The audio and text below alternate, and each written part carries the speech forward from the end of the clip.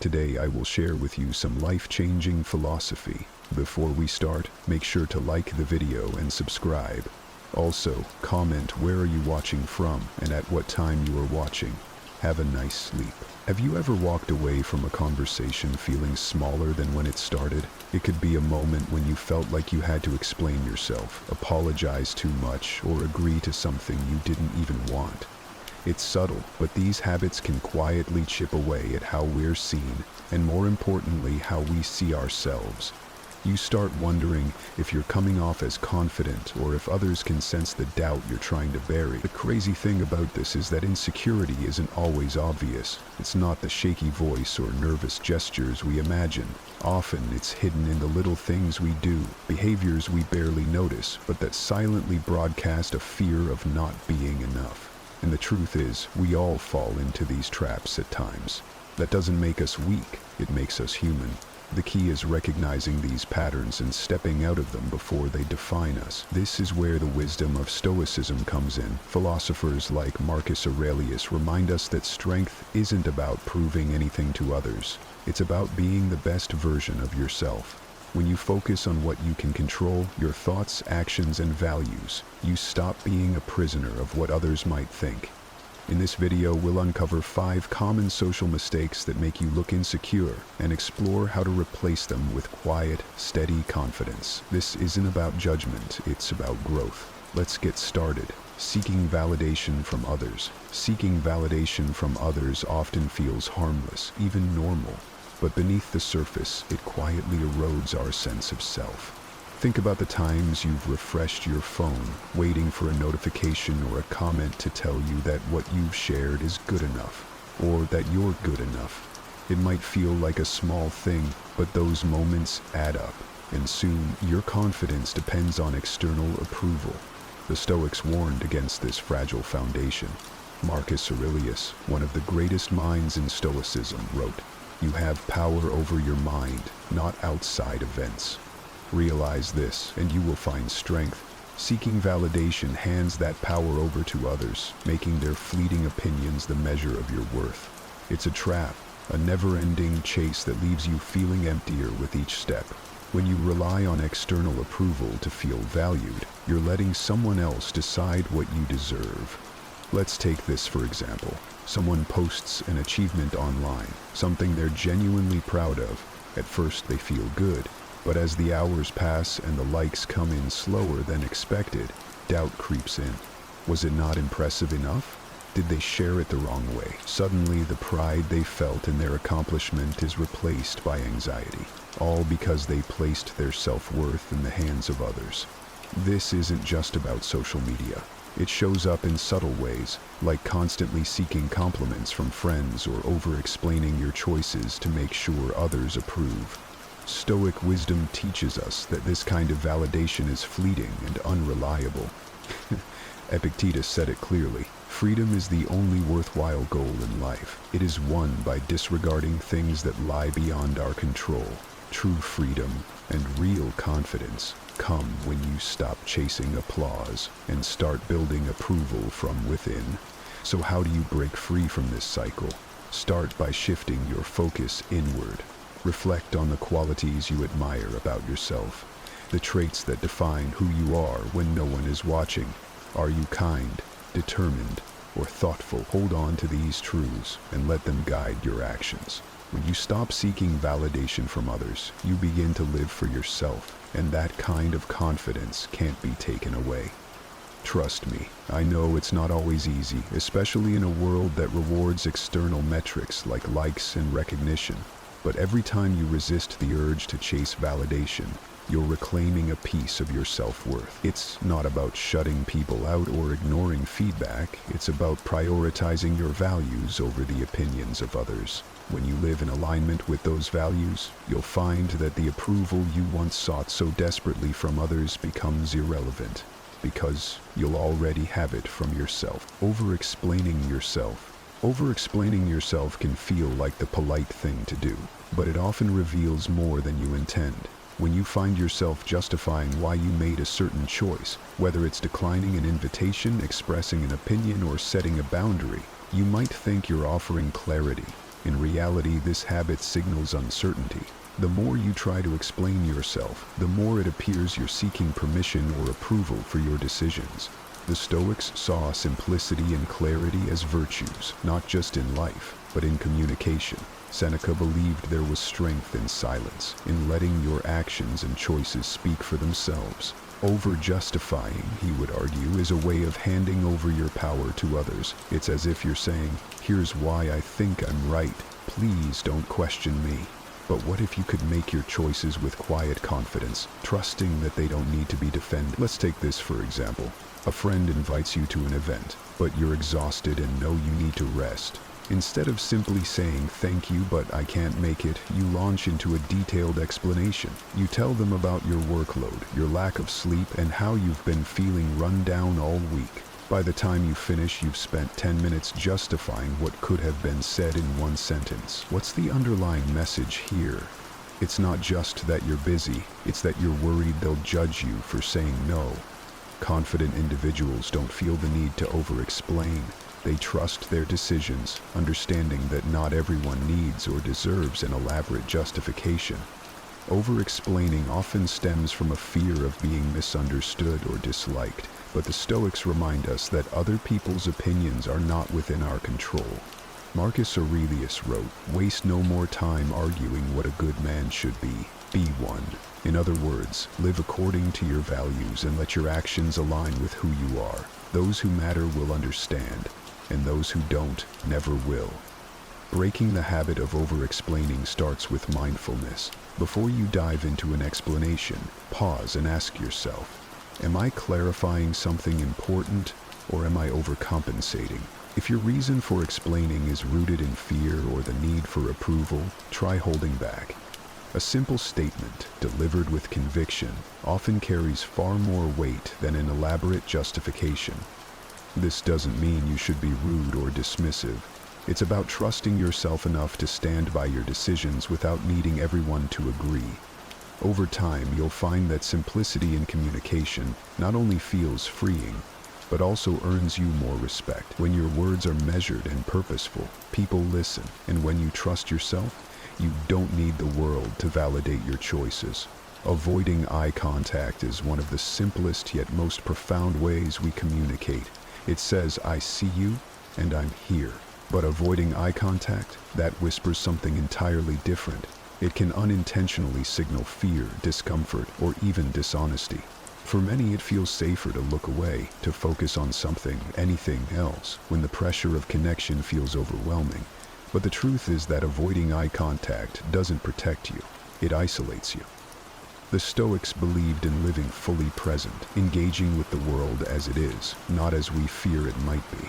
Making eye contact is one way to embody that presence. When you hold someone's gaze, even briefly, you're acknowledging their humanity and affirming your own. It's not about staring someone down or asserting dominance. It's about connection, as Marcus Aurelius once reflected. If you seek truth, do not fear looking directly at it. Eye contact is an act of courage. It says you're willing to be seen. For example, let's say you're in a meeting and a colleague asks for your opinion. Instead of meeting their gaze, you look at the table, the wall, or even your own hands as you speak. You might think you're avoiding pressure, but what others see is uncertainty, or worse, indifference. This small act of looking away can create an invisible wall between you and the people you're trying to connect with.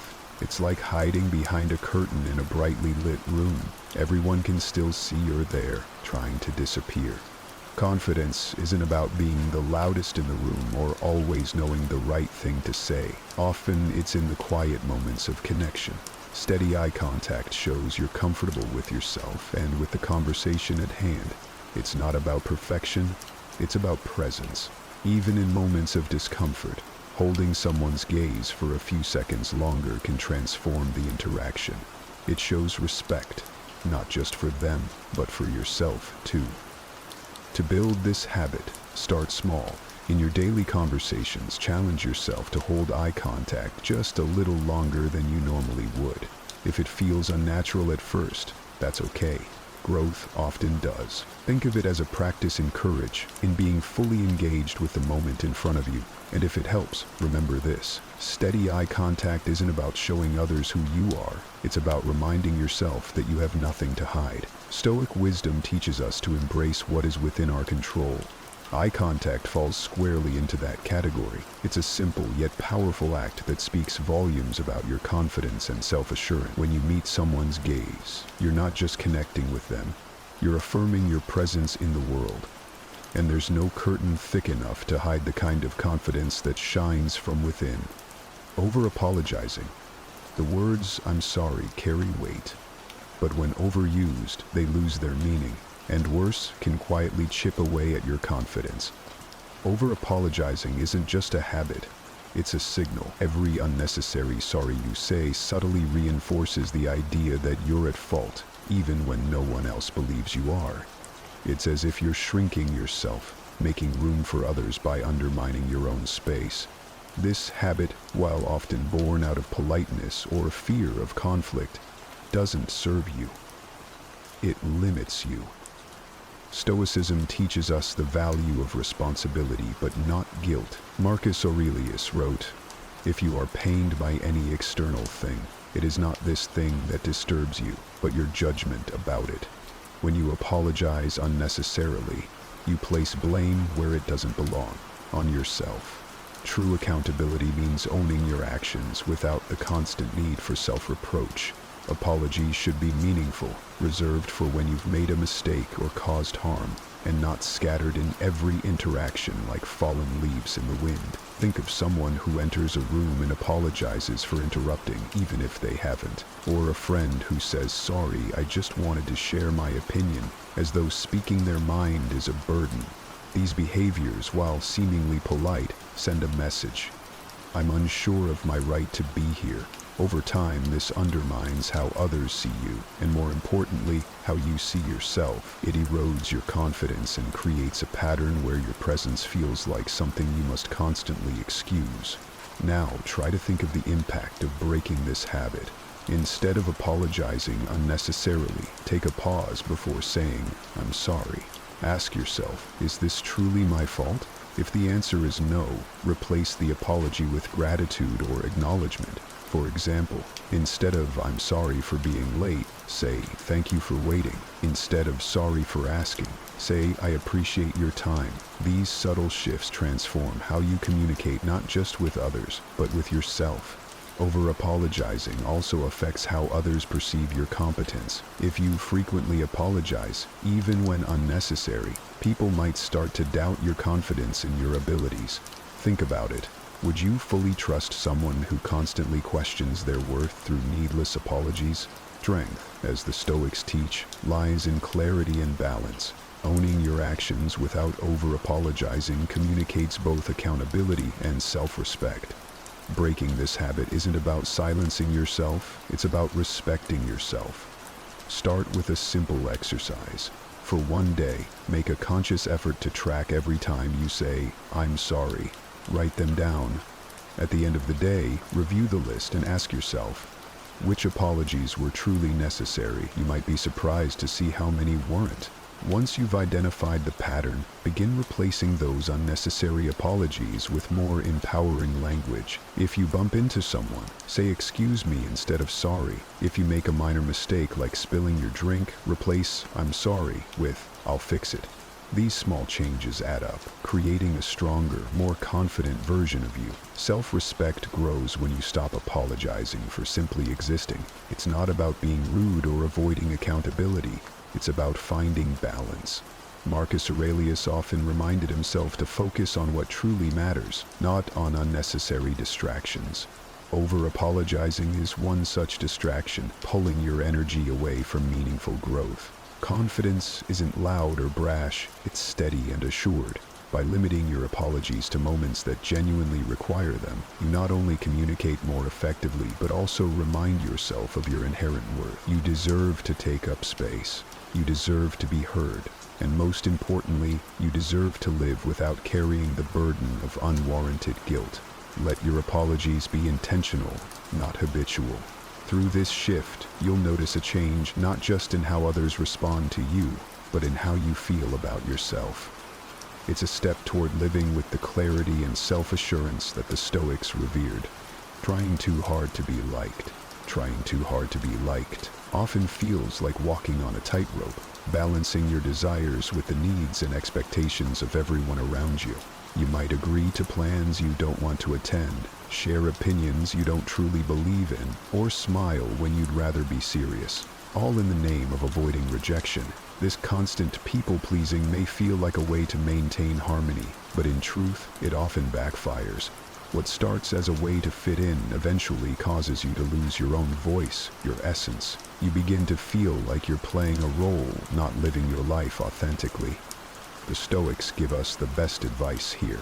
The greatest way to live with honor in this world is to be what we pretend to be. This quote from Socrates speaks to the heart of the issue. When you bend yourself to meet someone else's expectations, you lose sight of who you really are. It's easy to fall into the trap of thinking that being liked means being accepted. But Stoicism teaches us that true fulfillment comes not from external approval, but from living a virtuous, honest life. Trying to control how others see you is a fruitless endeavor. Instead, the Stoics advise focusing on your actions, thoughts, and values, letting go of the need for external validation. Think about a person who constantly agrees to plans they don't want to join.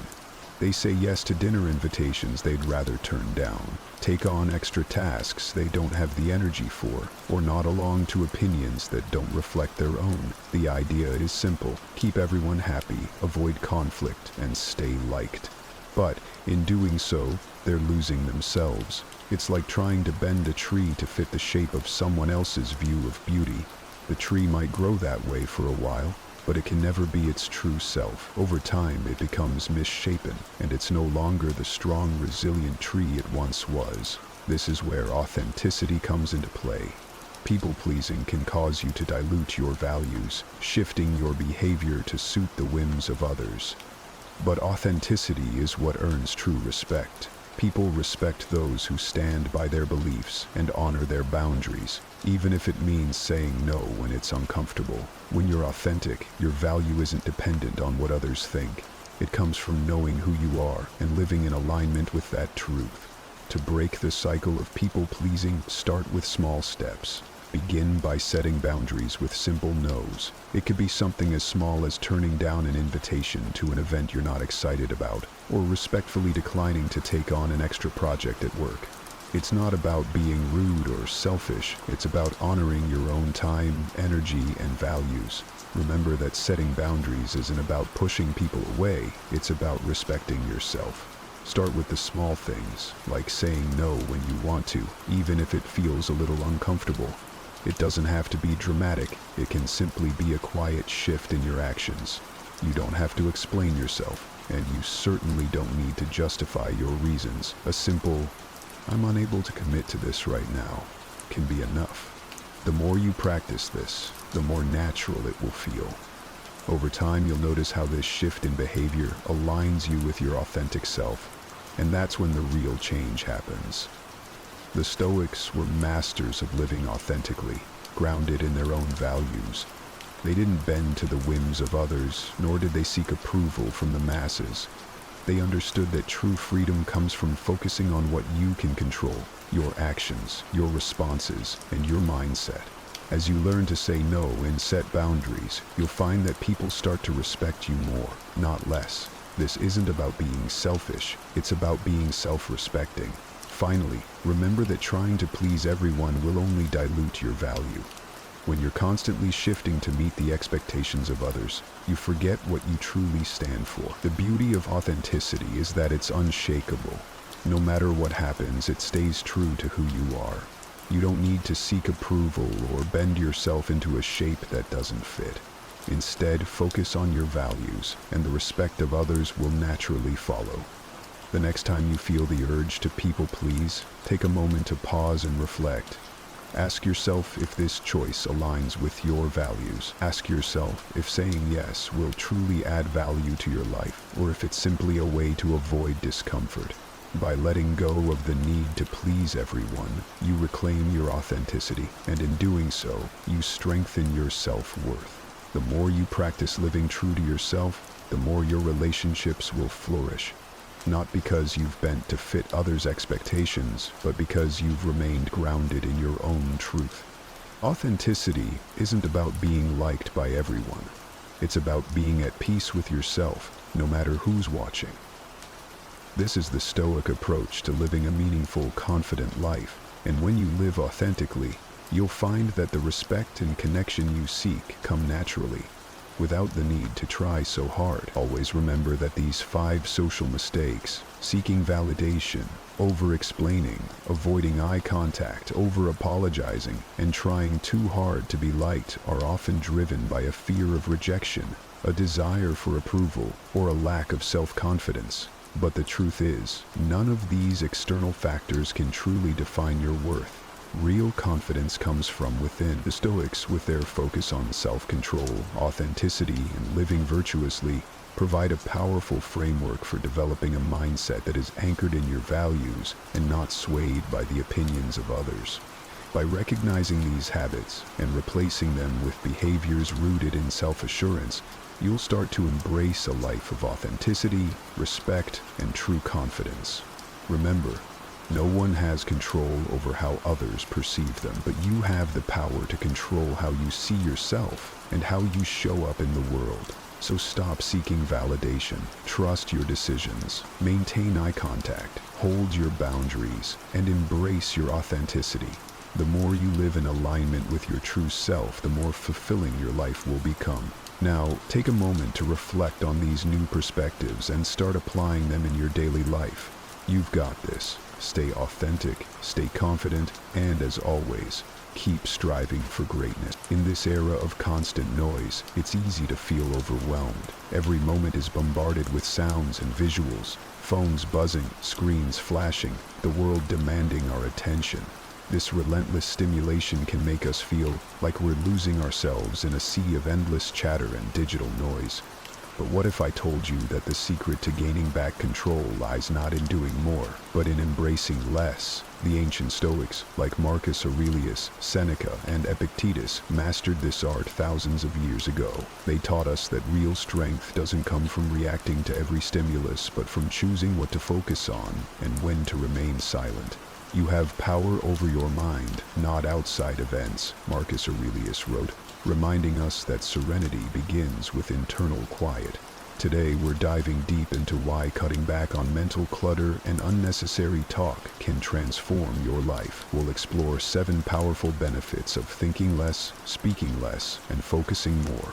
These are not just life hacks, but profound changes that can lead to greater tranquility, deeper wisdom, and lasting success. And remember, if you appreciate what we're doing here, a simple free favor I'll ask is for you to hit that subscribe button. Don't skip any part of this video. Stick with me, and let's uncover how embracing the Stoic way can help you reclaim your peace of mind and power over your life.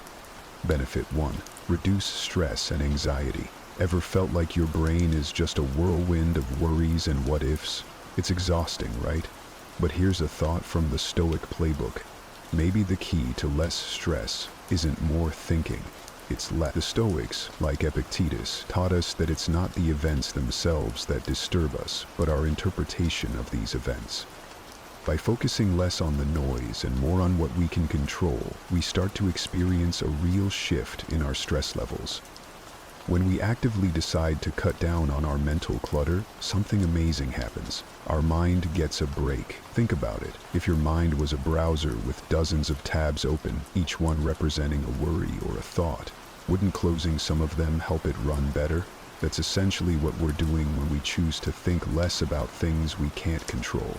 We're closing the tabs. We're choosing not to engage with every fleeting thought that comes our way. And speaking of thinking less, it's about quality over. It's not about suppressing thoughts, but guiding them. It's like gardening. You keep the plants you want and pull out the weeds. If a thought doesn't serve you or is out of your control, why let it take up space? When we simplify our thought processes and focus only on actionable and positive thoughts, the weight on our shoulders lightens. This approach is rooted deeply in Stoicism, which emphasizes resilience and emotional control through rational thinking. By practicing these principles, you can train your mind to remain calm and collected in situations where you normally feel stressed or anxious. It's about responding to life's challenges with a level head and a clear mind, not with panic or despair. This doesn't just reduce stress, it transforms how we perceive challenges, turning them from insurmountable mountains into manageable hurdles. Benefit 2. Increase calmness and serenity. It's fascinating when you think about it. The moments when we're truly at peace are often the ones that are the quietest. This is something the Stoics understood deeply. They championed the idea that serenity comes from within, not from the chaos of the outside world. When we choose to engage less with the turmoil around us and focus more on our inner calm, the world doesn't seem as loud or as frantic. Calmness and serenity aren't just pleasant states of mind, they're powerful tools. By speaking less and listening more, we create space for peace to grow. It's like when you're on a bustling city street and suddenly step into a quiet library. Suddenly the world shifts, the pace changes, your breath deepens. This is the effect of embracing silence in our daily lives. When we stop feeling the need to fill every silence with words, we start to appreciate the richness of quiet. Stoicism teaches us that by controlling our reactions, we can maintain an inner calm regardless of external circumstances. Imagine being in a stressful situation. Say, a work deadline looms and the pressure mounts. Instead of getting caught up in a frenzy of stress and last-minute hustle, you take a step back. You breathe. You prioritize your tasks. You focus on one thing at a time. This is the Stoic method in action. Clearing the mind, simplifying the task, and approaching it with a calm focus. The benefits of this approach are immense. Not only does it allow us to handle stress more effectively, but it also enhances our overall well-being. When we're calm, we're better thinkers, listeners, and problem solvers. We're more present in our relationships, and we're better able to enjoy life's pleasures. Being serene doesn't mean being passive. It means being actively engaged in the pursuit of peace. By incorporating Stoic practices into our routine, such as meditation, reflection, and mindful breathing, we cultivate a tranquil mind. These practices help us filter out the noise and focus on what truly matters. They teach us to respond, not react. The more we practice, the more natural it becomes to remain undisturbed by the chaos of everyday life, and the deeper our well of serenity grows. On the matter of well of serenity, this doesn't just benefit us individually, it radiates outward, influencing our environment and the people around us in positive ways. Benefit 3. Enhance focus and productivity. Have you ever noticed how much more you get done when you're truly dialed into what you're doing? That sharp, crystal clear focus that makes you feel like you can accomplish anything is not just a random occurrence. It's a state of mind that you can cultivate deliberately, especially if you take a leaf out of the Stoic playbook.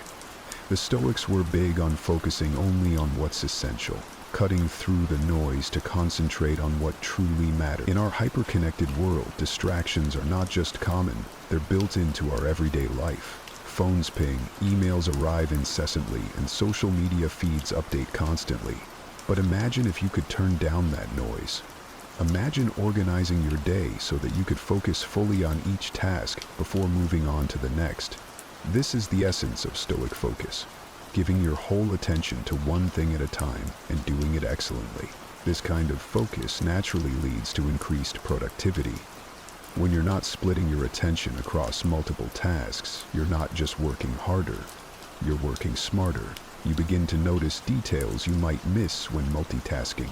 You solve problems more efficiently and come up with better solutions because your mind isn't flitting from one thing to another. The Stoics teach us that by eliminating unnecessary thoughts and actions, we free up our mental resources for important tasks.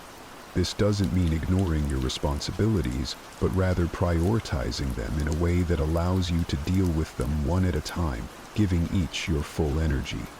For instance, when tackling a project, you might break it down into manageable parts and set clear goals for each session. This methodical approach reduces overwhelm and makes large tasks feel more doable. Furthermore, practicing Stoicism helps us develop the resilience to resist distractions. By fostering inner discipline, we train ourselves to stay on task even when temptations arise. We become more aware of our impulses, to check our phone, to browse the web, and we learn to pause, recognize the distraction for what it is, and return to our task with renewed focus. Benefit 4. Boost self-control. Self-control is one of those superpowers that seems almost mythical, isn't it? It's like every time we manage to say no to that extra slice of cake, or yes to an early morning workout, we're tapping into something extraordinary. But what if I told you that self-control isn't just about resisting temptation? It's about much more. According to Stoic philosophy, it's about governing our reactions to the world around us in a way that aligns with our deepest values. Now, the Stoics were masters of self-discipline. They believed that the path to happiness was paved with virtue, and that self-control was a critical part of that. For them, it wasn't about denying themselves the joys of life, but choosing not to be dominated by passions that could lead to irrational decisions and ultimately unhappiness. This is why they practiced moderation in all things, from their emotions to their actions. In today's context, boosting self-control can mean the difference between getting swayed by every little distraction that comes your way, or staying steadfast on your path to personal and professional fulfillment. Think about how often we're pulled away from important tasks by less important but immediately gratifying distractions. Every time you choose to focus on your work instead of checking your phone, you're exercising self-control. This kind of discipline directly impacts our productivity and our ability to achieve our goals. When you strengthen your self-control, you're not just improving your ability to work without interruption, you're also enhancing your ability to think critically and make decisions that are not influenced by fleeting emotions. This is essential because emotions can be powerful drivers of action, but when left unchecked, they can lead us astray. Stoicism offers practical steps for boosting self-control. For example, practicing mindfulness can help us become more aware of our impulses, allowing us to respond rather than react by taking a moment to pause. When an impulse strikes, we give ourselves the space to choose a response that aligns with our goals and values. This might look like taking a few deep breaths when feeling overwhelmed, or stepping back to assess whether our next action will help or hinder our progress. Enhancing self-control is about cultivating a deeper sense of peace and satisfaction. As we become more adept at controlling our impulses and managing our responses, we find that we're not only more productive but also more content. We're less at the mercy of the ups and downs of our emotions, and more in tune with a stable, balanced way of living. Benefit 5. Communicate more effectively. Communication is like the glue that holds our social fabric together, isn't it? Whether it's chatting with a friend, discussing a project at work, or even negotiating a deal, how we express ourselves plays a pivotal role in the outcome. Now, Stoicism might not be the first thing that comes to mind when you think about communication skills, but it's incredibly relevant. The Stoics were big on the idea that it's not just what you say, but how you say it that matters. They believed in the power of being measured and thoughtful with words, which is essential for clear and impactful communication. So, how does embracing a Stoic approach help us communicate more effectively? First off, it teaches us the value of listening. Seneca, one of the most renowned Stoic philosophers, famously said, "We have 2 ears and 1 mouth, so we should listen twice as much as we speak." This is golden advice in any conversation. Active listening helps us to really understand the other person's perspective, not just to wait for our turn to speak. It shows respect and allows for more constructive dialogues. When you truly listen, you respond more thoughtfully, which naturally enhances the quality of your interaction. Moreover, Stoicism encourages us to focus on clarity and brevity in our speech. The Stoics were not fans of rambling or speaking without purpose.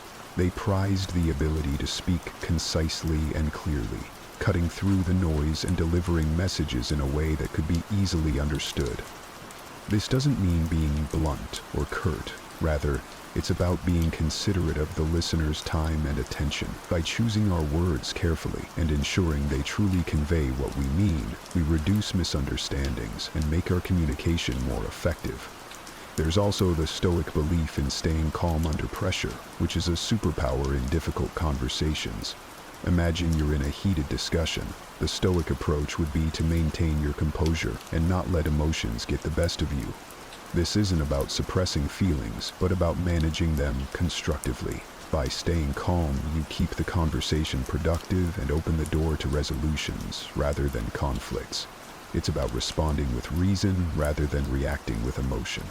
Incorporating these Stoic principles into your daily communication doesn't just improve how you talk or listen.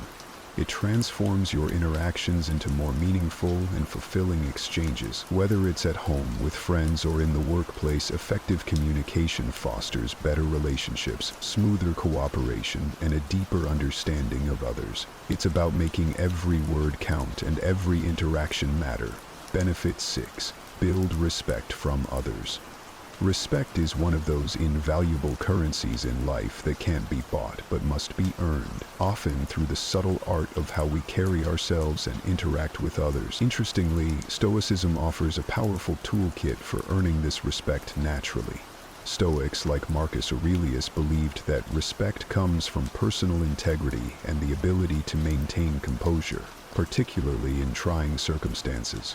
Their teachings suggest that by cultivating a calm demeanor and thoughtful behavior, we naturally command respect from those around us. Imagine walking into a room where tensions are high, people are anxious, perhaps voices are raised. Now, picture yourself responding not with agitation, but with a composed and calm demeanor. This kind of response doesn't just diffuse tension, it also draws people's attention. It makes them think, there's someone who's in control. When you react with poise rather than panic, you demonstrate leadership qualities that naturally make people respect and trust your judgment. Moreover, Stoicism teaches the importance of consistency in our actions and words. Consistency is key to building trust, and trust is foundational to respect. When people know what to expect from you and see that you act according to your principles regardless of the situation, they begin to hold you in higher regard. It's about showing, not just telling. If you consistently apply Stoic principles such as fairness, patience, and self-control, people are more likely to respect you because they see these virtues in action. Then there's the aspect of speaking wisely. Stoics placed great emphasis on thinking before speaking, ensuring that when words are used they are meaningful and considered.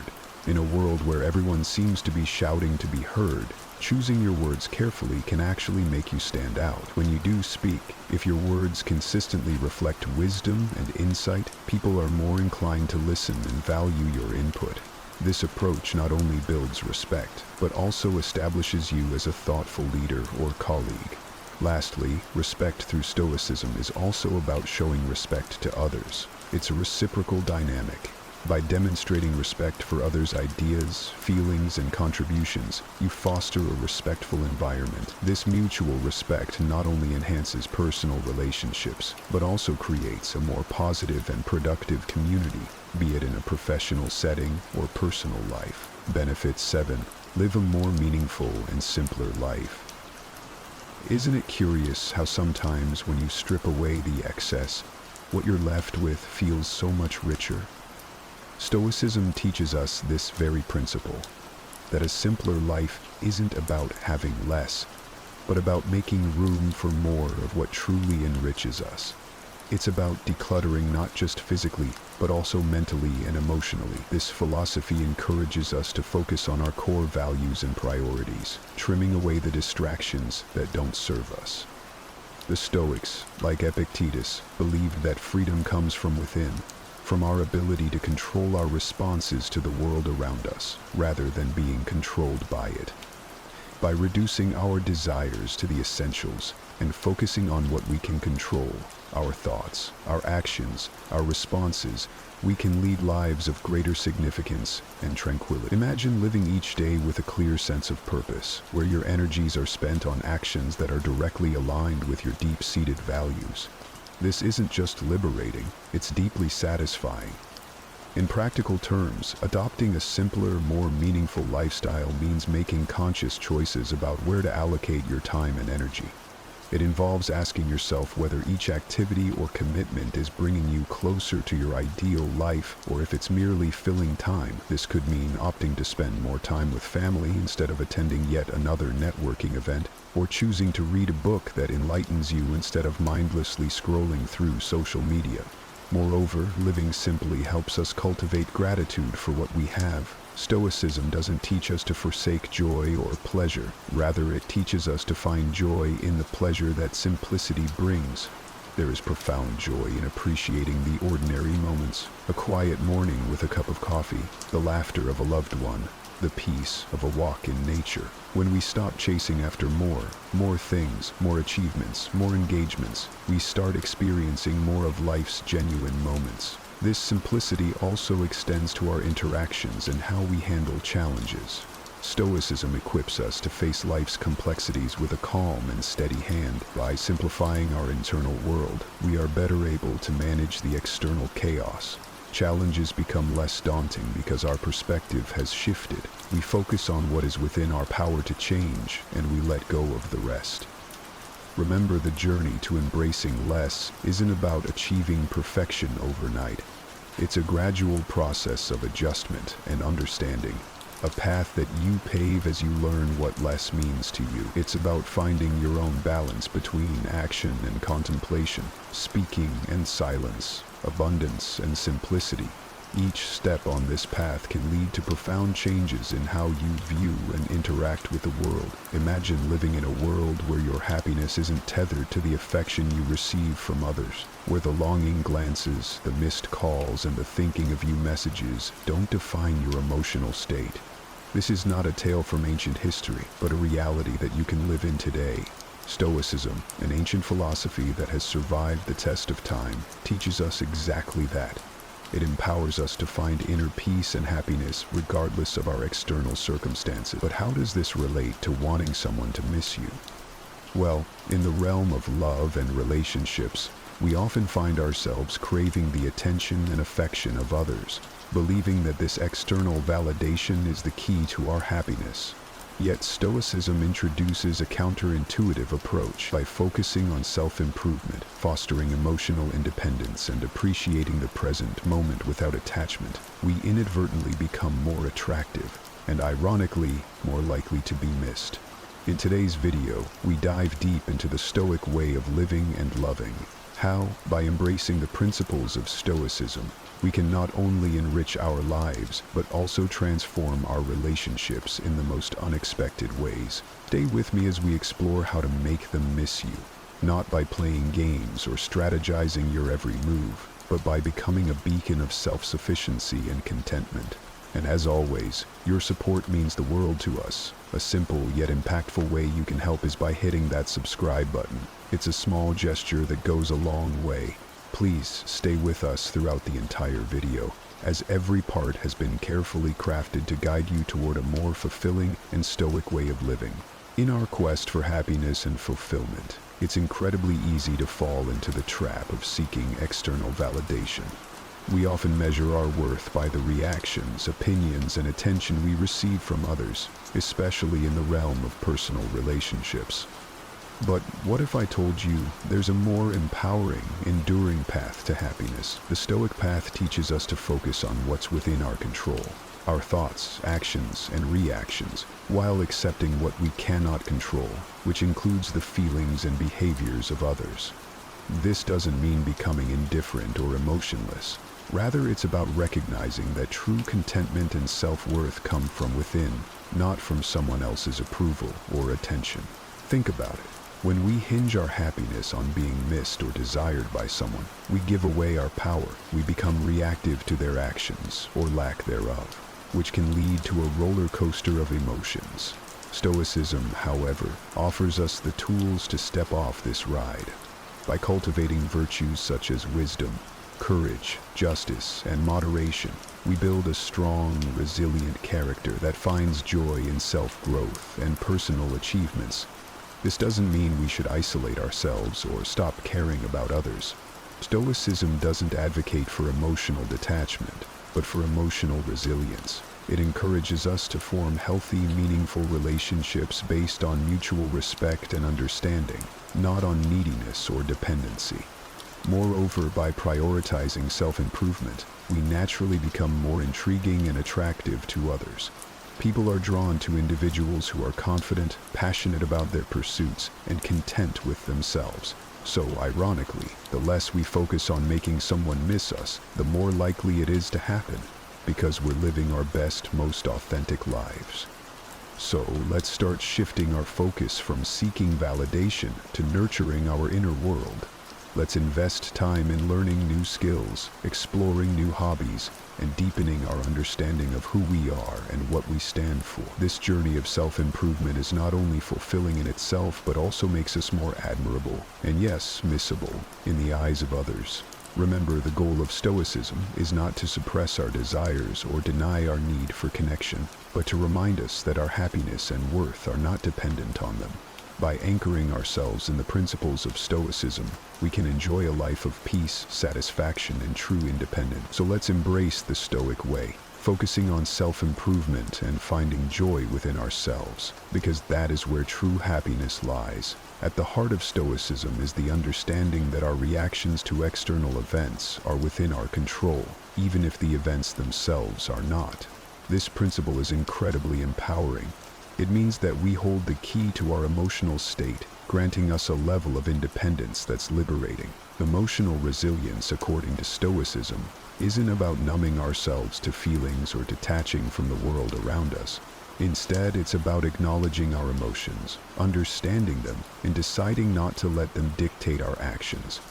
The Stoics believed in focusing on what we can control and letting go of what we can't. This isn't just a strategy for personal peace. It's a roadmap to emotional resilience. When we stop allowing external factors like the actions of others or societal pressures to influence our well-being, we cultivate a sense of independence that's both profound and practical. This independence doesn't mean isolation. On the contrary, it enables us to engage with the world from a place of strength and self-assurance. Consider the concept of emotional resilience in the context of relationships. Stoicism teaches us that while we can love and care for others, our happiness shouldn't hinge on their presence or approval. This perspective encourages us to build relationships on the foundation of mutual respect and genuine connection, rather than dependency or fear of loneliness. By fostering emotional resilience, we become capable of enjoying deep, meaningful relationships without losing ourselves in them. Furthermore, Stoicism's emphasis on living according to nature, accepting life's ebb and flow, reinforces our emotional resilience. It reminds us that change is the only constant, and that our ability to adapt to this change is a measure of our strength. This adaptability doesn't come from a place of passivity, but from active engagement with our values, goals, and the pursuit of virtue. So, how do we cultivate this independence and emotional resilience? It starts with self-awareness, regularly reflecting on our thoughts, emotions, and responses to life's challenges. It involves practicing gratitude, focusing on the present moment, and engaging in activities that align with our core values. And crucially, it requires us to challenge our perceptions, asking ourselves whether our emotional responses are based on current realities or outdated beliefs. In embracing Stoicism, we learn to navigate life's storms, not by seeking shelter in others, but by becoming our own lighthouse. This journey towards independence and emotional resilience is not a solitary one. It's enriched by the wisdom of those who walked this path before us. As we incorporate Stoic principles into our lives, we find that our capacity for joy, our strength in adversity, and our ability to maintain balanced relationships all grow exponentially. The Stoic philosophers like Seneca, Marcus Aurelius, and Epictetus often spoke about the importance of living a life aligned with one's own nature and the nature of the universe. This, at its core, is about recognizing what truly matters in life and dedicating ourselves to it.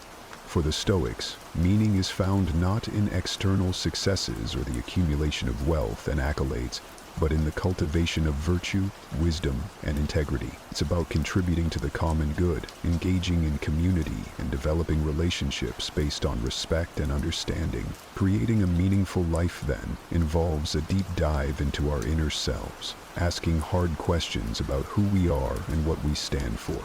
It requires us to identify our values and to live by them, even when faced with challenges, or when it would be easier to simply go with the flow of societal expectations. Stoicism offers a compass in this introspection, urging us to consider not just our actions, but the intentions behind them. Are we acting out of virtue, or are we motivated by a desire for external validation? Moreover, Stoicism teaches us about the impermanence of external conditions and the importance of focusing on what remains within our control.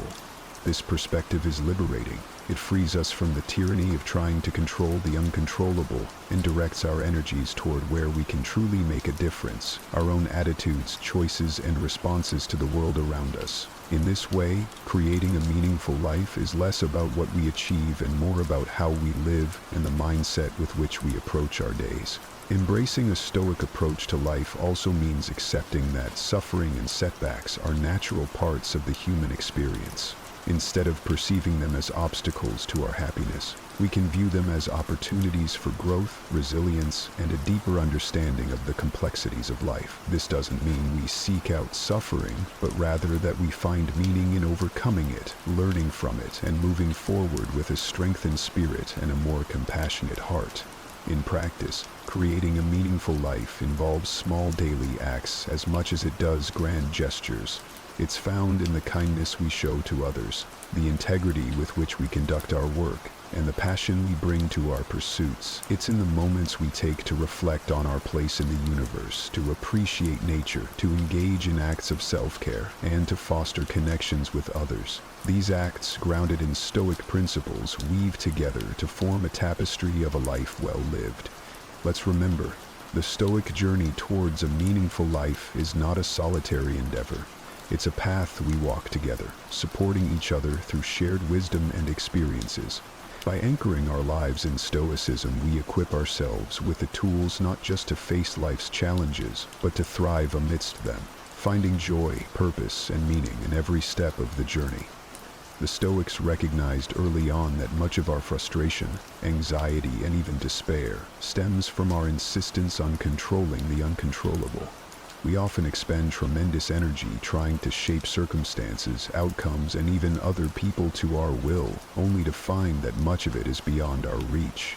This realization isn't meant to dishearten us. Instead, it's intended to free us from self-imposed chains that bind us to unattainable expectations. Embracing Stoicism's guidance on relinquishing the desire for control doesn't mean we become passive observers of our own lives. Rather, it's about focusing our efforts on the arena where we can indeed make a difference, our internal world. It's in the realm of our perceptions, decisions, and reactions that we hold genuine sway. Here we can cultivate virtues like patience, understanding, and resilience. Here we can find peace. Letting go of control, according to Stoic philosophy, involves a deep acceptance of the natural flow of events. It's about understanding the difference between our efforts and their outcomes, recognizing that while we can strive to influence the former, the latter often falls outside our direct influence. This doesn't negate the value of effort. It merely places it in a healthier perspective. When we align our actions with our values and detach from specific outcomes, we engage with life more wholly and authentically. Moreover, this Stoic teaching encourages us to view each moment as an opportunity to practice acceptance and grow in wisdom. It invites us to question our deep-seated beliefs about control, success, and security. In doing so, we often discover that our true strength lies not in exerting control over the external world, but in mastering our inner landscape. In practical terms, letting go of the desire for control means embracing flexibility and adaptability. It means being open to the unexpected, finding the courage to face uncertainties with a calm mind and an open heart. It's about learning to respond to life's challenges with grace, viewing them as opportunities for personal growth and self-discovery. As we incorporate this Stoic principle into our lives, we find that our relationships deepen, our stress levels decrease, and our appreciation for the present moment increases.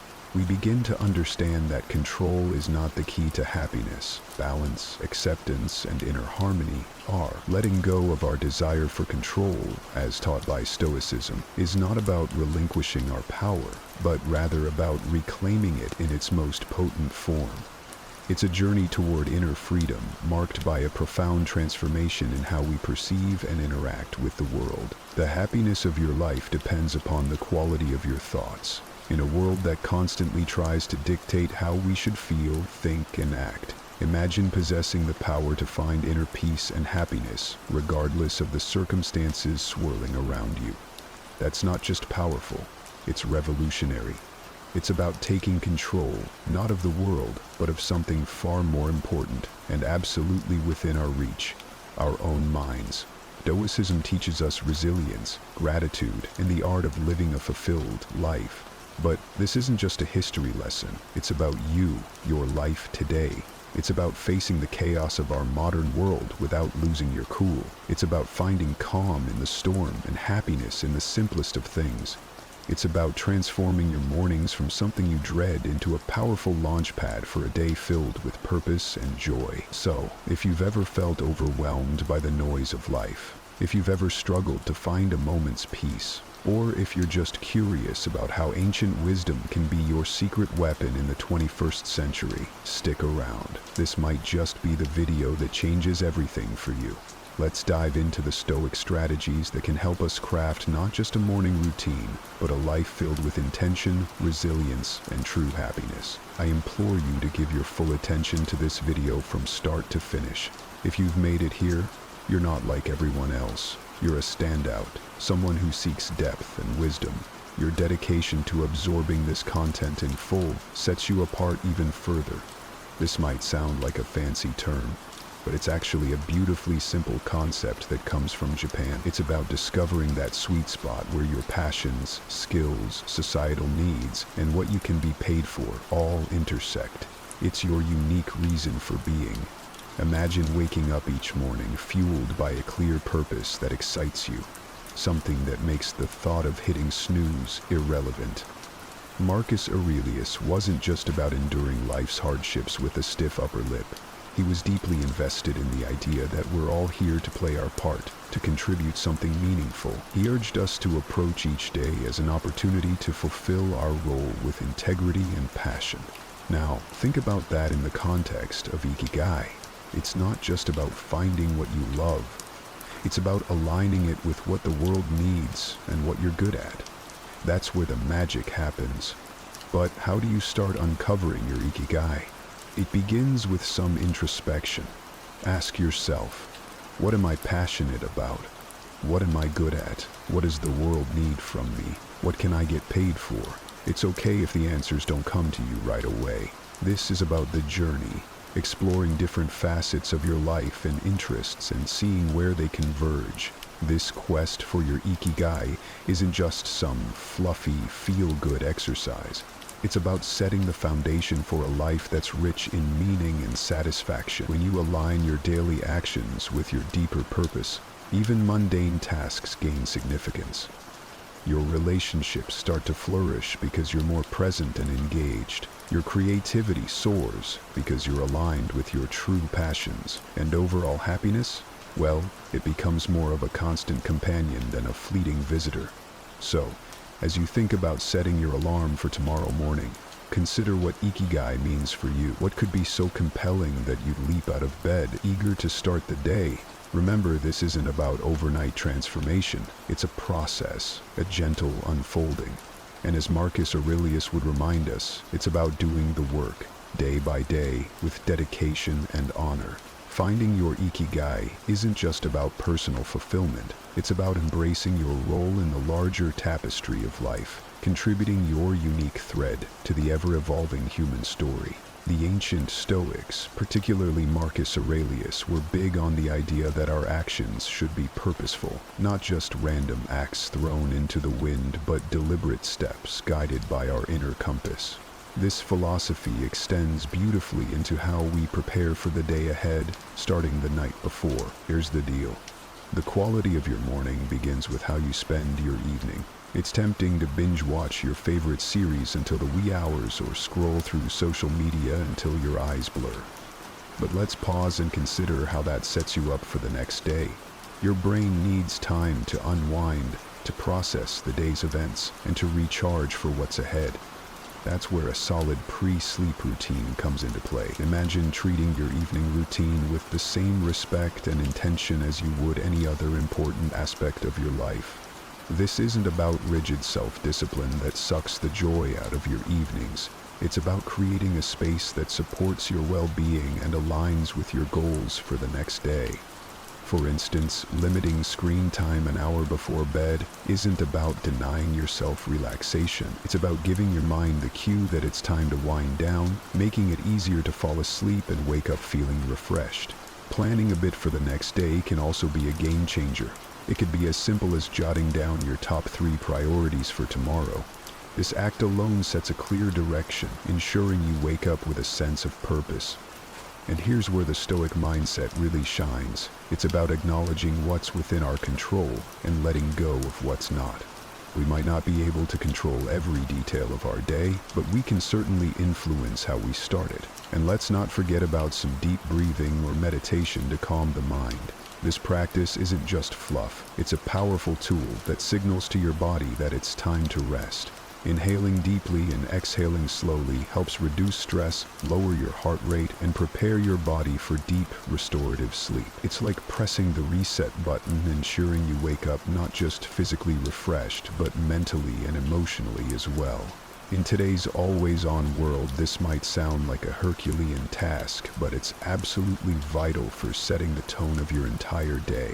Picture this. The first moments of your morning, untainted by the digital clamor of emails, social media notifications, or the buzzing news cycle. It's just you, your thoughts, and the serene quiet of the dawn.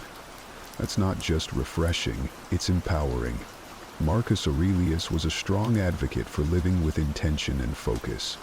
He wasn't distracted by the notifications of ancient Rome, and believe me, he had his share of distractions. Instead, he emphasized the importance of concentrating on the present moment and the task at hand. He knew something that's even more relevant today. The quality of your attention determines the quality of your life. So, how do we apply this ancient wisdom in the modern age? First, it's about creating a morning space that's intentionally free from digital distractions. This isn't about shunning technology, but rather choosing not to let it dictate the start of your day. It's tempting to roll over and immediately check your phone, but that instantly puts you in a reactive state, responding to the demands and dramas of the external world. Instead, give yourself the gift of a peaceful start. Imagine dedicating the first hour of your day to activities that nourish your soul and sharpen your mind. Maybe it's reading, meditating, journaling, or simply enjoying a cup of coffee as you gaze out the window. This isn't wasted time, it's an investment in your well-being. By avoiding distractions, you're not just avoiding stress, you're actively creating a reservoir of peace and focus that you'll draw from throughout the day. Making the most of your mornings isn't about adding more to your to-do list. It's about subtracting the noise that doesn't serve you. It's about prioritizing what truly matters before the day's demands start pulling at your attention. This is where the Stoic practice of focusing on what's within your control comes into play. You might not be able to control the flood of emails waiting for you, but you can control how and when you choose to engage with them. So tomorrow, challenge yourself to start the day on your terms. Resist the urge to dive into the digital world first thing. Instead, anchor yourself in the present moment, savoring the peace and potential that the morning holds.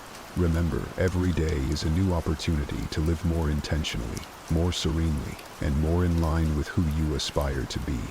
Let's make our mornings a testament to that ambition, guided by the timeless wisdom of Stoicism and an unwavering focus on what truly matters. Stoicism, at its core, is about understanding what is within our control and acting with virtue and intention in those areas. Marcus Aurelius, Seneca, Epictetus, these guys weren't just talking about enduring life's hardships with a stiff upper lip. They were advocating for a proactive engagement with life, taking charge of our actions and our mindset. Waking up consistently is a practice that embodies this philosophy. It's a declaration that we are in control of how we start our day, that we are not at the mercy of whims or external pressures. Building a life, as Stoicism suggests, step by step, with contentment in each action, is a powerful concept. It reminds us that big changes start with small, consistent actions. Waking up at the same time each morning might seem like a small thing, but it's a cornerstone habit that sets the stage for everything else. It's about creating a stable foundation for your day, where you're not rushing from the moment you open your eyes, but rather starting with a sense of control and purpose. But here's the thing. Consistency is challenging. It's supposed to be. The early days of trying to wake up at the same time each morning can feel like an uphill battle. Your bed feels more comfortable than ever, and the temptation to hit snooze just one more time can feel irresistible. This is where the Stoic practice of perseverance comes in. It's about reminding yourself why you're doing this, about the person you're becoming through this discipline. It's about seeing beyond the immediate comfort and focusing on the long-term benefits this habit will bring into your life. Becoming a morning person, then, is not just about the mornings themselves. It's about embodying the qualities that make you resilient, focused, and intentional throughout your day. It's a practice in self-mastery, in aligning your actions with your values, and in cultivating the kind of life you want to live, one morning at a time. So how do we make consistency our ally? Start by setting a clear intention the night before. Remind yourself why waking up at a specific time is important to you. Is it to have more quiet time in the morning for reading or meditation? Is it to exercise, or simply to start your day in a more relaxed and controlled manner? Then create an environment that supports this habit. Maybe it's going to bed a bit earlier to ensure you get enough sleep, or keeping your curtains slightly open to let the natural light wake you up gently. And when it gets tough, remember the Stoic belief in the power of our own will, and the importance of acting according to our principles. Each morning that you wake up at your chosen time, you're not just starting your day. You're reinforcing a commitment to yourself, to your growth, and to living a life of intention and purpose. Amidst all this talk of discipline, consistency, and waking up with the sun, it's paramount to remember one thing: we're human. And being human means we're beautifully complex creatures with brains that often prefer the path of least resistance, the instant gratification route. This is precisely why embarking on new habits like transforming our mornings can initially feel like an uphill battle. Yet, there's something incredibly freeing in acknowledging this fact. It's not a flaw, it's just part of the human experience. Now, let's channel some Stoicism into this concept. Stoicism teaches us the importance of self-compassion and understanding alongside its calls for discipline and resilience. Marcus Aurelius, in his personal writings, often reminded himself to be patient and forgiving with his own shortcomings. He knew that berating oneself for every slip-up was not the path to growth. Instead, he advocated for recognizing our errors, learning from them, and then letting them go. This approach is crucial when we're trying to cultivate new morning routines, or any habit, for that matter. Those first few days, or even weeks, can be tough. Your alarm goes off and every fiber of your being wants to stay cocooned in the warmth of your bed. And let's be honest, there will be days when you'll give in to that desire. That's okay. The key is what you do next. Do you beat yourself up, spiraling into a cycle of guilt and self-criticism? Or do you take a breath, forgive yourself, and see the next morning as a fresh opportunity to try again? Forgiveness and patience with ourselves are not signs of weakness. They're indicators of strength and wisdom. They mean we're in it for the long haul, ready to navigate the ups and downs with grace. This Stoic practice of self-compassion is about understanding our nature, working with it, and gently nudging ourselves toward the habits and life we aspire to. Moreover, taking it easy isn't about making excuses or allowing ourselves to perpetually fall short of our goals. It's about recognizing that growth is a process filled with learning curves and setbacks. It's about understanding that each new day brings with it a new set of challenges and opportunities. And it's in this daily renewal that we find our strength and resilience. So, as you work on embracing those early mornings, or any new habit, remember to take it easy on yourself. Celebrate the small victories, learn from the setbacks, and approach each day with a heart ready to try again. This isn't just about becoming a morning person. It's about cultivating a mindset that's prepared to face life's challenges with a blend of determination and kindness. Consider the simple act of placing your alarm clock across the room. It's not just about making it physically harder to snooze. It's a statement. It's a commitment to start the day on your terms, to rise despite the comfort of the bed's embrace. It's a small act of defense against the inertia of sleep and comfort, a step toward embracing the day with intention. Similarly, making your bed each morning might feel like a trivial task, especially when you're the only one who'll see it. Yet it's so much more than smoothing sheets and fluffing pillows. It's an exercise in care, in telling yourself that your environment and how you engage with it matters. It's about creating a space that reflects the order and respect you're cultivating within yourself. These small victories, as Marcus Aurelius would likely argue, are the building blocks of a disciplined life. They're the everyday choices that, while easy to overlook, cumulatively mold our character. Each time you choose to do these little things, you're casting a vote for the type of person you want to be. You're choosing to be someone who values discipline, order, and respect for oneself and one's environment. But why focus on these small acts? Because they're within everyone's reach. Not all of us can control the major events in our lives, the upheavals, the unexpected turns, but we can control how we respond to the start of each day, how we treat our immediate surroundings, and how we prime ourselves for whatever lies ahead. This is Stoicism in action, focusing on what's in our power to control and letting go of what isn't. Moreover, these practices aren't just about building discipline for discipline's sake. They're about cultivating a mindset that's prepared for life's bigger challenges. If you can commit to these small acts of discipline, you're training yourself to uphold your commitments in more significant areas. You're sharpening your ability to follow through, to remain steady in the face of adversity, and to approach life with a calm, collected demeanor, qualities that define the Stoic ideal. So, as you consider the role of discipline in your life, start small.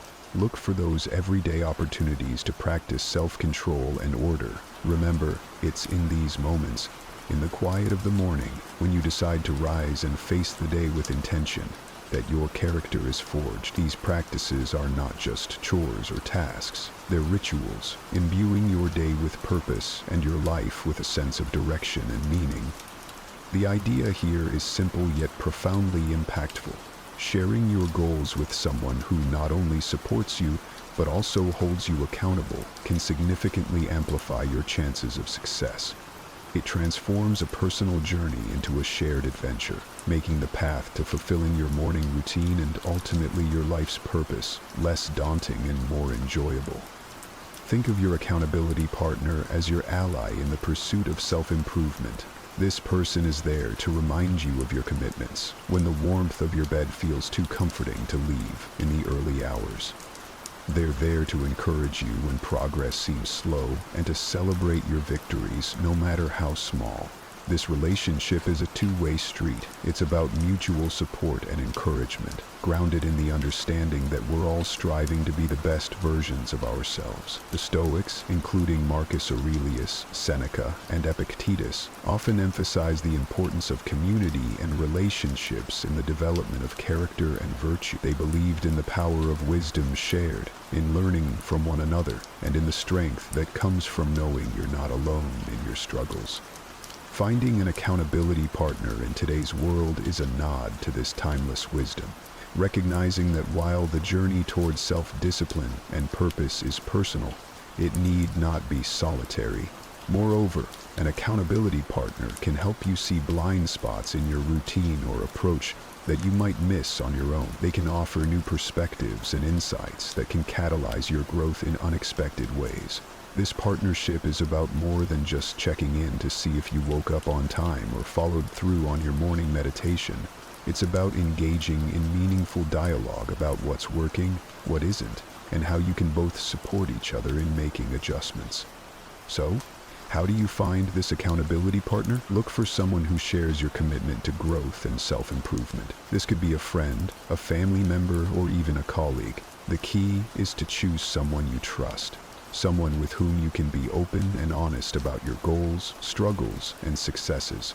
Once you've found that person, be clear about what you're hoping to achieve and what kind of support you need. Set regular check-ins and be there for each other, offering encouragement, advice, and, when necessary, a gentle nudge back on track. Remember, finding an accountability partner is about more than just external motivation. It's about building a relationship that inspires and uplifts both of you.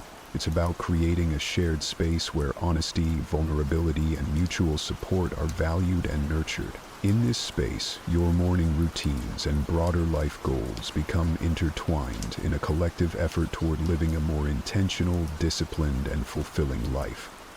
The Stoic practice of reflecting on mortality is a call to action, a prompt to live our lives with purpose and intention. It encourages us not to squander our time on trivialities, but to concentrate on creating a meaningful legacy.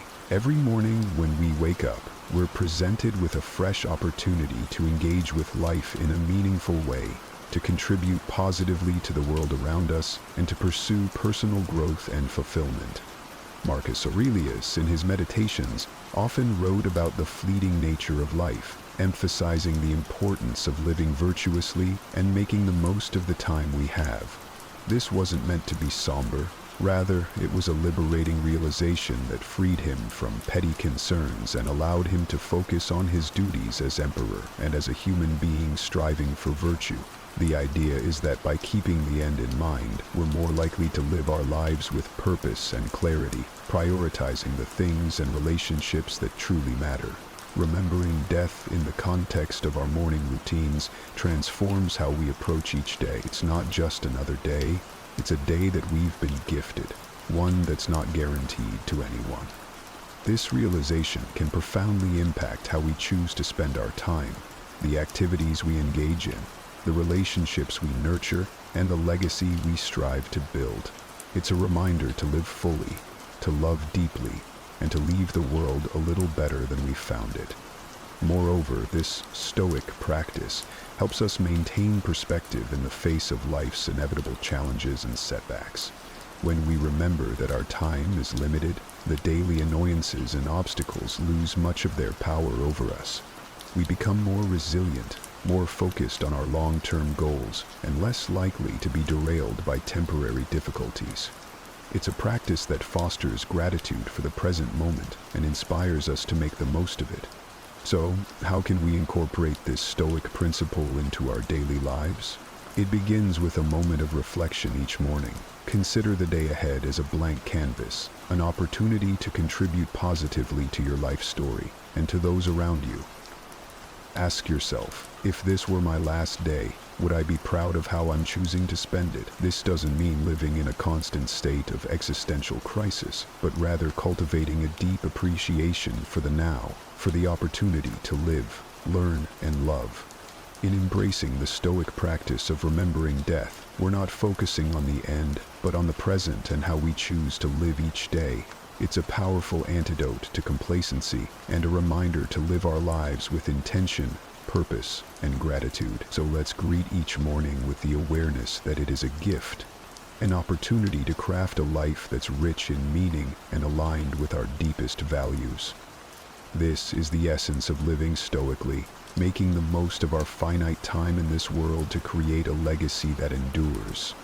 We're often told to focus on the positive, to visualize success and happiness in order to attract them into our lives. However, the Stoics, in their profound wisdom, offer a different perspective. one that's not only practical but incredibly empowering. Negative visualization isn't about pessimism. Rather, it's a tool for resilience, preparation, and ultimately, greater appreciation of the present. The essence of this practice is to periodically imagine the challenges, losses, or difficulties you might face in life. This could range from minor inconveniences, like a missed bus or a rainy day, to more significant hardships, such as the loss of a job or a loved one. The purpose isn't to dwell on these scenarios in a way that breeds fear or anxiety, but to mentally rehearse how you would cope with such situations should they arise. This process of visualization prepares you emotionally and mentally, making you less susceptible to being thrown off course by life's inevitable ups and downs. Marcus Aurelius, Seneca, and Epictetus all believed that by contemplating the temporary nature of everything outside our control, we could cultivate a deeper sense of peace and resilience. This practice encourages us to focus on what we can control, our responses, our attitudes, and our actions.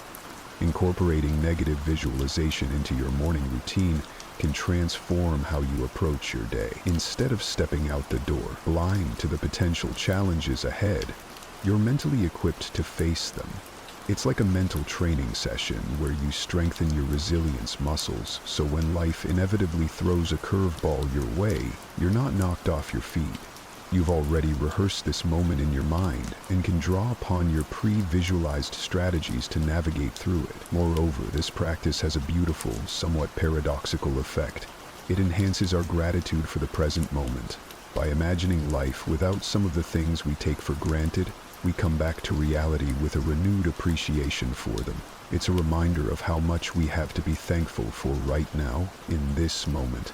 This isn't about dwelling in fear of loss, but about using the thought of it to deepen our appreciation for the here and now. So how do we practice negative visualization in a healthy, constructive way?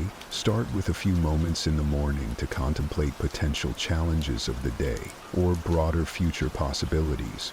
Visualize how you would ideally respond, what strengths you would draw upon, what lessons you could learn, and how you could grow from the experience. Then, let go of the visualization and proceed with your day, carrying with you a sense of preparedness and an enhanced appreciation for your current circumstances. Incorporating gratitude into our lives, especially as we end our day, can have a transformative impact on our well-being and outlook. Keeping a gratitude journal is a beautifully simple yet profoundly effective way to cultivate this sense of appreciation. It's about taking a few moments before we sleep to reflect on the day and jot down a few things we're grateful for. This could be anything, from a kind gesture from a stranger, a beautiful sunset, the completion of a challenging task, or simply the comfort of our bed waiting to embrace us at the end of a long day. The act of writing down what we're grateful for shifts our focus from what's lacking in our lives to the abundance that's already present. It's a practice that aligns perfectly with Stoic teachings, which emphasize focusing on what we have rather than what we don't, on what's within our control rather than what isn't. This shift in perspective not only sets the stage for a peaceful night's sleep free from the turmoil of unfulfilled desires or lingering frustrations, but it also primes our minds to begin the next day with a sense of purpose and appreciation. But why end the day with gratitude? Because it allows us to close our day on a note of positivity, regardless of the challenges we may have faced. It's a way of reaffirming the good in our lives, of finding peace even in turmoil, and of nurturing a mindset that sees opportunities for growth and joy in every circumstance. This nightly practice of gratitude creates a ripple effect, influencing not just how we sleep, but how we wake up and approach our mornings. It transforms our first thoughts of the day from groans over the alarm clock to a quiet anticipation of what the new day holds, what new things we might discover to be grateful for. Moreover, this practice of appreciating our life extends beyond our personal sphere. It enhances our relationships as we become more attuned to the value of those around us and more expressive of our appreciation for their presence in our lives. It deepens our connection to the world as we become more observant of and thankful for the beauty and wonder that surround us, often in the most mundane moments. So, as we consider the multitude of strategies to enrich our mornings and, by extension, our lives, let's not overlook the power of ending our day with gratitude. It's a practice that embodies the Stoic pursuit of a good life, one marked not by external achievements or material possessions, but by inner peace, contentment, and a deep-seated appreciation for the present moment. As we wrap up this journey through the 10 strategies inspired by Stoicism, it's clear that each step, each practice is more than just a task. It's a pathway to cultivating a life of intention, resilience, and profound gratitude. Embracing these practices doesn't mean every day will be perfect, but it does mean that every day will be met with a stronger, more grateful, and more resilient you. You have within you the power to transform not just your mornings, but your entire life into a reflection of the Stoic ideals of virtue, wisdom, and contentment. It's also beneficial to gradually increase your tolerance for discomfort, which is a big part of what self-control is all about. The Stoics believe that by voluntarily exposing ourselves to discomfort, whether it's cold showers, fasting, or resisting urges, we can strengthen our willpower. These practices teach us that we can endure discomfort and that it's often not as bad as we fear. This realization directly feeds into our ability to exercise self-retreat in more complex emotional or social situations. Every single day, we're faced with moments that test our patience and rattle our calm. Whether it's a traffic jam when you're already late, a coworker's irritating habits, or your phone battery dying in the middle of an important call, life seems full of these little battles. It's not just about these minor irritations, though. It's about how we respond to them that shapes our days and, ultimately, our lives. It's important to remember that everyone feels angry sometimes. It's part of being human. But here's where Stoicism steps in with its profound wisdom. Stoicism teaches us that while we can't always control what happens to us, we can control how we respond. This is pivotal in transforming our relationship with anger. Think about it. When something goes wrong or someone frustrates us, our first instinct might be to react with anger. But what if, instead, we paused and considered this reaction? Stoicism encourages us to see these moments as opportunities to practice virtues like patience, understanding, and resilience. By acknowledging anger as a natural emotion, we set the stage for learning how to handle it more effectively. The Stoic philosophers like Epictetus and Marcus Aurelius often discuss the concept of not being swayed by external events, but instead focusing on our internal responses. They believe that our emotions, including anger, come from our judgments about events, not the events themselves. So, when we feel angry, it's often because we're placing a particular value or judgment on what's happened. This understanding opens up a powerful opportunity for us. Each time we feel anger rising, we can ask ourselves, what judgment am I making about this situation? Is there another way to view it? This is not about suppressing or denying your anger. It's about understanding it. By getting to the root of what triggers our anger, we can start to change our responses. For instance, if you get cut off in traffic and feel the anger bubbling up, recognize this as a chance to examine why you react this way. Is it really the action of the other driver, or is it your belief that your route should be obstacle-free? Moreover, acknowledging anger helps us empathize with others who might also struggle with their emotions. This empathy can deepen our connections and improve our interactions. It's about compassion, both for ourselves and for others, as we navigate the complexities of human emotions. This idea is at the heart of Stoic philosophy and is incredibly liberating once you truly grasp it. Think about it. So much of our frustration and anger stems from situations or people we simply can't change, no matter how much we might want to.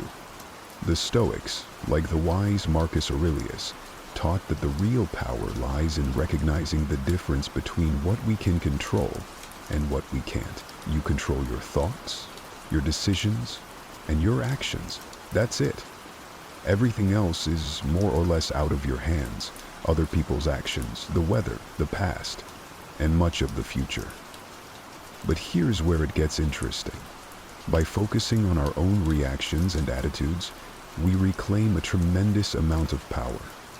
Instead of wasting energy on the uncontrollable, we invest it in what we can actually influence. Let's make it practical. Say you're working on a group project and someone isn't pulling their weight. It's easy to get frustrated, right? You might even feel your temper rising. But ask yourself, what part of this situation can I actually control? You can't make your teammate work harder, but you can control how you respond to the challenge. Maybe it's a conversation about expectations, or perhaps it's reallocating work within the group. By shifting your focus like this, you not only reduce your own stress, but also open up more constructive ways to address the problem. Another aspect of this Stoic principle is accepting that some things are just beyond our control. This acceptance doesn't mean resignation. It means understanding where our power truly lies. It's about not letting external events dictate your peace of mind. For instance, if you're stuck in traffic and getting irritated because you're going to be late, pause and think, can I control the traffic? No. But what can you control? Your reaction. Maybe you turn on an audiobook or some calming music, or use the time to think through your day. The beauty of focusing on what you can control is that it gradually builds a stronger, more resilient mindset. Over time, you'll find yourself less shaken by life's ups and downs because you know where your responsibilities lie and where they don't. This isn't about suppressing your feelings, but about channeling your energies more productively. It's about being fully present in the moment, aware of where we are and what we're doing, without being overly reactive or overwhelmed by what's going on around us. This aligns beautifully with Stoic teachings, which emphasize awareness of our thoughts and actions and maintaining control over our reactions to external circumstances. So why practice mindfulness? Because it helps us to pause between our experiences and our reactions to them. By becoming more mindful, we can choose responses that align with our values and goals instead of getting swept away by emotions. For example, when someone says something that upsets you, instead of immediately reacting or snapping back, mindfulness allows you to take a step back. You notice your emotional surge, but choose to observe it passively, without acting on it immediately. This space that mindfulness creates is not just calming, it's empowering. It gives you the chance to choose a response that you won't regret later. Let's talk about how to incorporate mindfulness into daily life. Because it sounds great in theory, but it's in the practice that the real magic happens. One simple technique is to focus on your breathing. When you find yourself feeling anxious or angry, take a moment to concentrate on deep, slow breaths. This focus pulls your mind away from the triggers of stress or anger and brings you back to what you can control, your breath. Another practical method is what I like to call mindful observation. Choose an ordinary task or moment, like drinking a cup of coffee. Focus all your senses on this experience. Notice the aroma, the heat of the cup in your hands, the taste.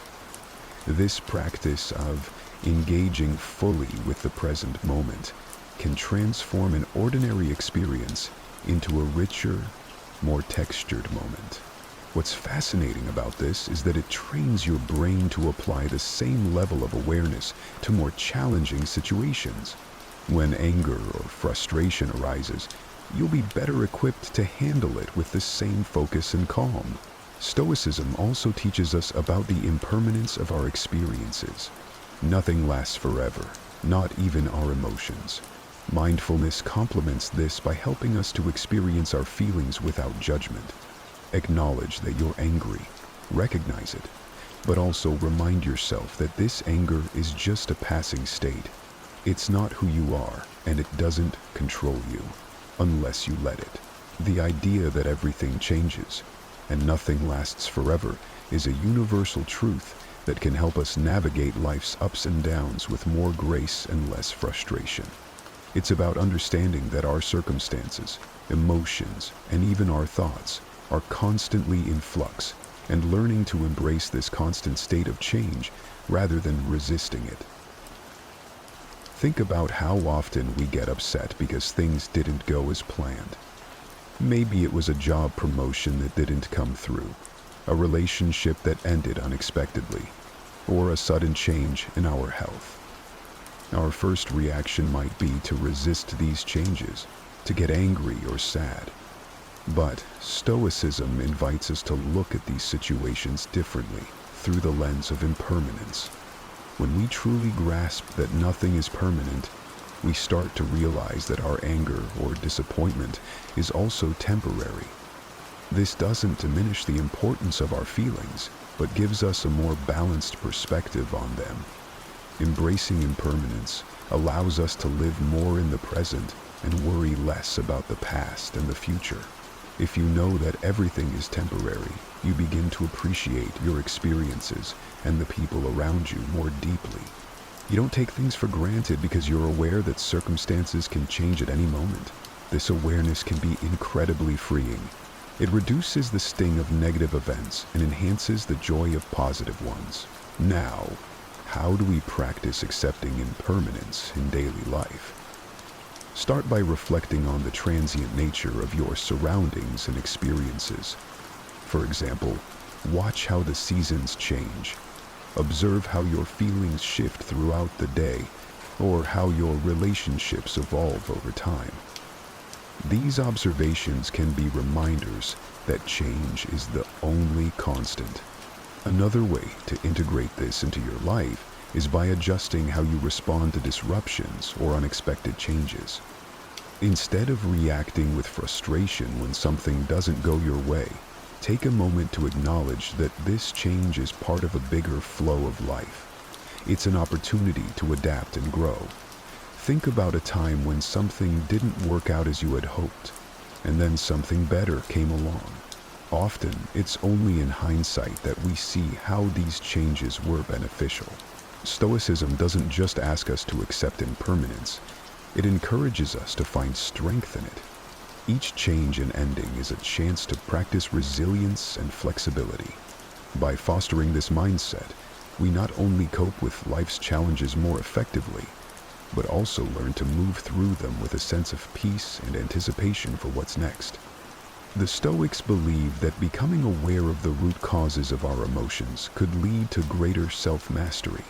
When we understand our emotions, we are better equipped to respond to life's challenges in ways that are aligned with our values and goals, rather than simply reacting out of habit or impulse. Every emotion we experience, whether it's anger, joy, sadness, or fear, is triggered by our perception. For example, if you feel angry when someone interrupts you while speaking, it's worth exploring why. Is it because you feel disrespected? Or perhaps it reflects a deeper insecurity about your voice being heard. By digging into these questions, you can begin to understand not just your reactions, but also the beliefs and values that underlie them. This understanding is crucial because it gives you the opportunity to change your perceptions and consequently the way you feel. Stoicism teaches us that our emotions are predicated on our judgments. The good news is that judgments can be examined and changed. So when you feel a strong emotion, try to step back and ask yourself, what am I believing right now? Is this belief true? Is it helpful? This kind of questioning can be very powerful. It allows you to shift your perspective and choose a different emotional response, one that serves you better. For instance, if you're feeling anxious about a work presentation, it might be because you believe that you must perform perfectly in order to be respected. But is this really true? Likely, your colleagues value your effort and sincerity more than perfection. Recognizing this can alleviate some of your anxiety and help you approach the situation with more calmness and confidence. Practically speaking, journaling can be an incredibly effective tool for understanding your emotions. By writing down what you feel and exploring why you feel it, you can uncover patterns and triggers that you might not be aware of otherwise. This reflection not only helps in the moment, but also builds a sort of emotional intelligence over time that can make you more resilient and adaptable. Another approach is to discuss your feelings with someone you trust, a friend, a family member, or a mentor. Speaking about your emotions can provide new insights and perspectives that you might not have considered.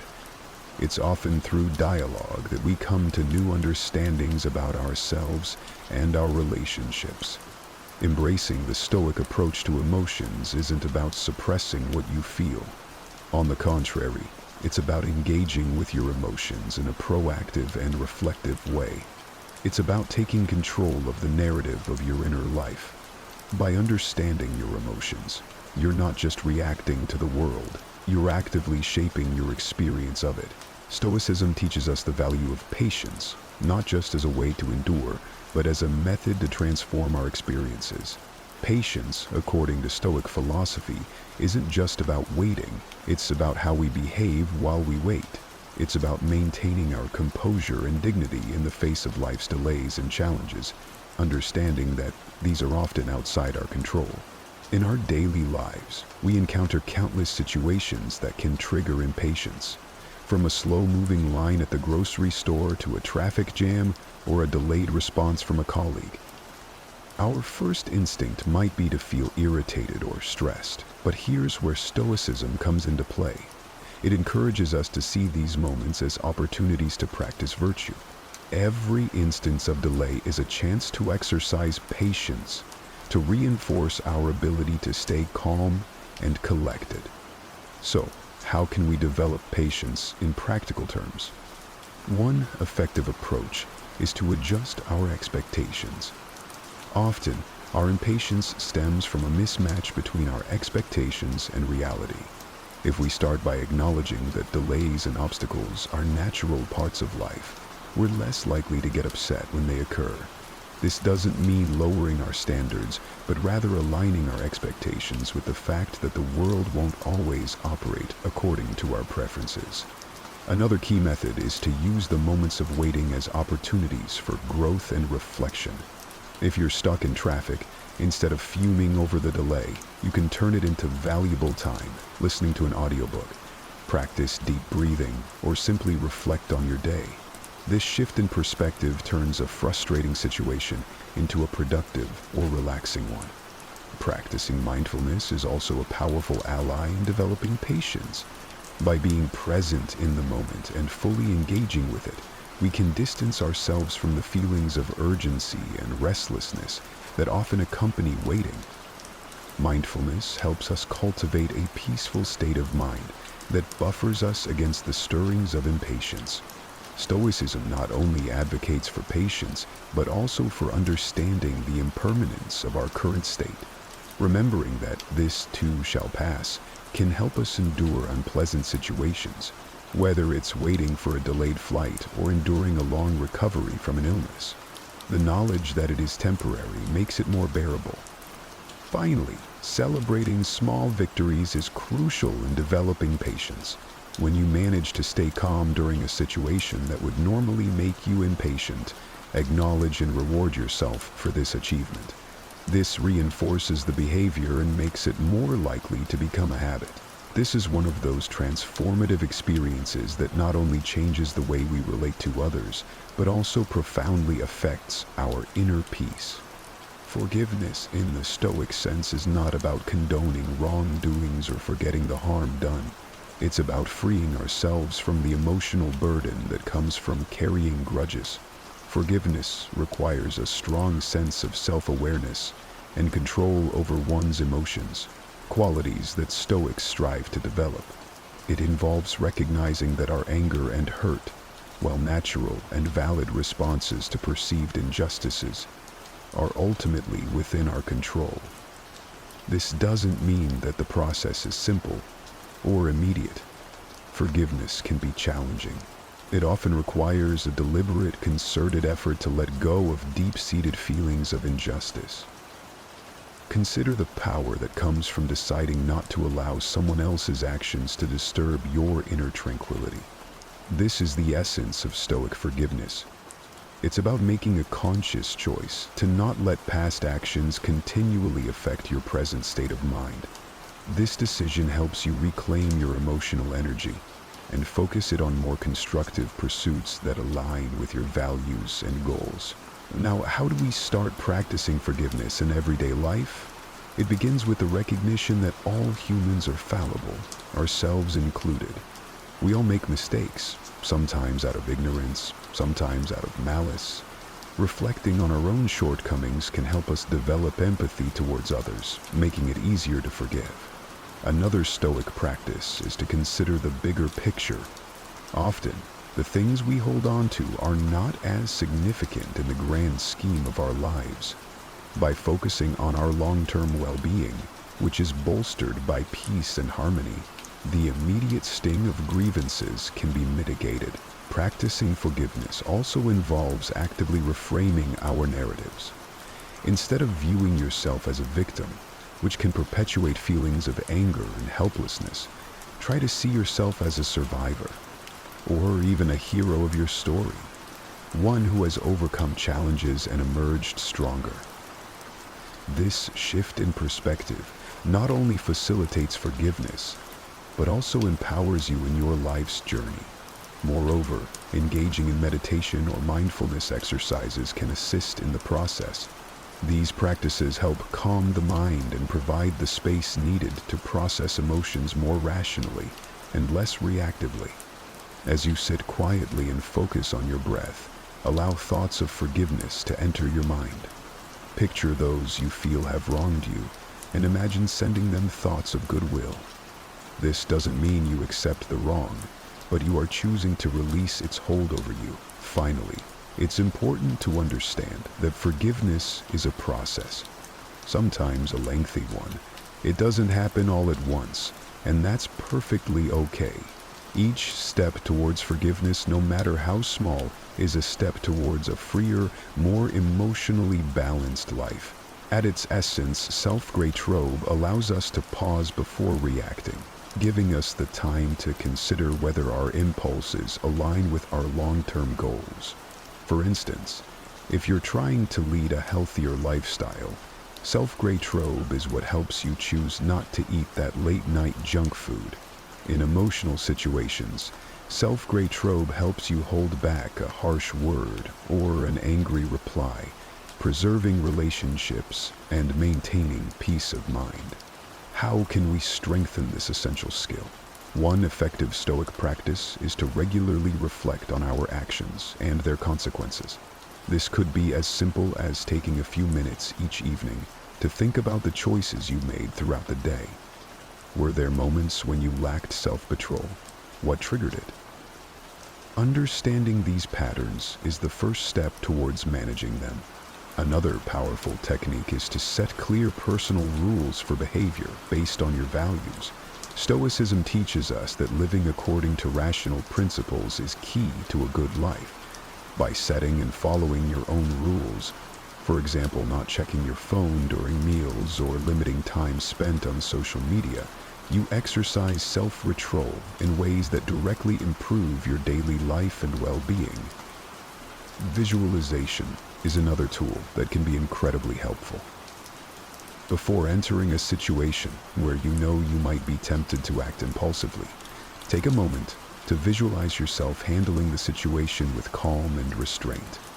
Imagine the satisfaction you'll feel from acting in accordance with your principles. This mental rehearsal can make it much easier to keep your cool in the heat of the moment. Ever felt like life is pulling you in a million different directions, and no matter how hard you try, you just can't seem to find your footing? Well, you're not alone. Right now, across the globe, millions are feeling overwhelmed, not by a lack of dreams, but by the chaos of everyday demands that cloud their true potential. Today we're going to strip back the layers of noise and rediscover clarity through the lens of Stoicism, a philosophy that has empowered thinkers and leaders for centuries to face life's turbulence with calm and resilience. Now, if you find yourself nodding along, thinking, yes, that's exactly what I need, then I'm glad you're here. And if you appreciate what we're doing, showing a little love by hitting that subscribe button won't cost a thing, but will mean the world to us. Stick with me through this journey today, because every single moment of this video is packed with insights that could just be the answer you've been looking for. Together we'll explore timeless Stoic strategies to reset, restart, and refocus. Because sometimes, all you need to change your life is to view it from a new perspective. Let's dive in. Let's talk about a concept that might seem simple on the surface, but is incredibly transformative once you dive deep. Reset. Specifically, I want to focus on the idea of clearing the clutter. It's a powerful metaphor, isn't it? Just saying it out loud feels like a breath of fresh air. Now, when you think of clutter, you might picture a desk buried under piles of papers, or a closet stuffed to the brim with clothes you haven't worn in years. But I'm not just talking about physical clutter. I'm talking about the mental and emotional clutter that piles up in our lives, often without us even noticing. I'm talking about the mental and emotional clutter that piles up in our lives, often without us even noticing. Here's a personal story for you. A while back, I found myself feeling unusually stressed and anxious. I was meeting deadlines, hitting my targets, doing all the right things. But something felt off. My mind felt cluttered, like an attic filled with old boxes. Boxes of worries, doubts, and old grudges I couldn't seem to throw out. I needed a reset, not just superficially but deeply. The Stoics, like Seneca and Marcus Aurelius, often spoke about the importance of simplifying life to see clearly. They believed in discarding not just unnecessary physical possessions, but also unnecessary thoughts and emotions that complicate our lives. This Stoic principle became my guiding light. I began by asking myself tough questions, the kind that make you pause and really think. What am I holding on to that no longer serves me? What fears are just old habits in disguise? This process of questioning is like sorting through that attic. Each item, each thought, each emotion needs to be picked up, examined, and then, most importantly, decided upon. Do I keep it? Do I let it go? This is where the real clearing starts. It's about recognizing that some worries are just noise, distractions from what truly matters. They don't need to be in my space, in my head, or in my heart. Resetting is about making space for new growth, new experiences. It's like preparing a garden at the start of spring. You clear out the dead leaves and weeds, not because the work is fun, but because you know it's necessary. For new life to thrive, the Stoics remind us that every new day brings with it a chance to start afresh, to realign with our values and our goals. They teach us that freedom comes not from external achievements, but from internal balance and peace. As I embarked on this journey of clearing out, I started small. I tackled one box at a time. One week I focused on letting go of a grudge. Another week it was about dialing back the self-doubt, turning down the volume on that critical inner voice that said, "You can't do this." Each act of letting go felt like a weight lifting off my shoulders. Now, let me ask you, what's cluttering your mind? What's taking up space in your life that no longer serves a positive purpose? Maybe it's resentment over a past failure, or anxiety about an uncertain future. Maybe it's the unrealistic standards you set for yourself, or the toxic relationships that drain your energy. Imagine if you started clearing that clutter.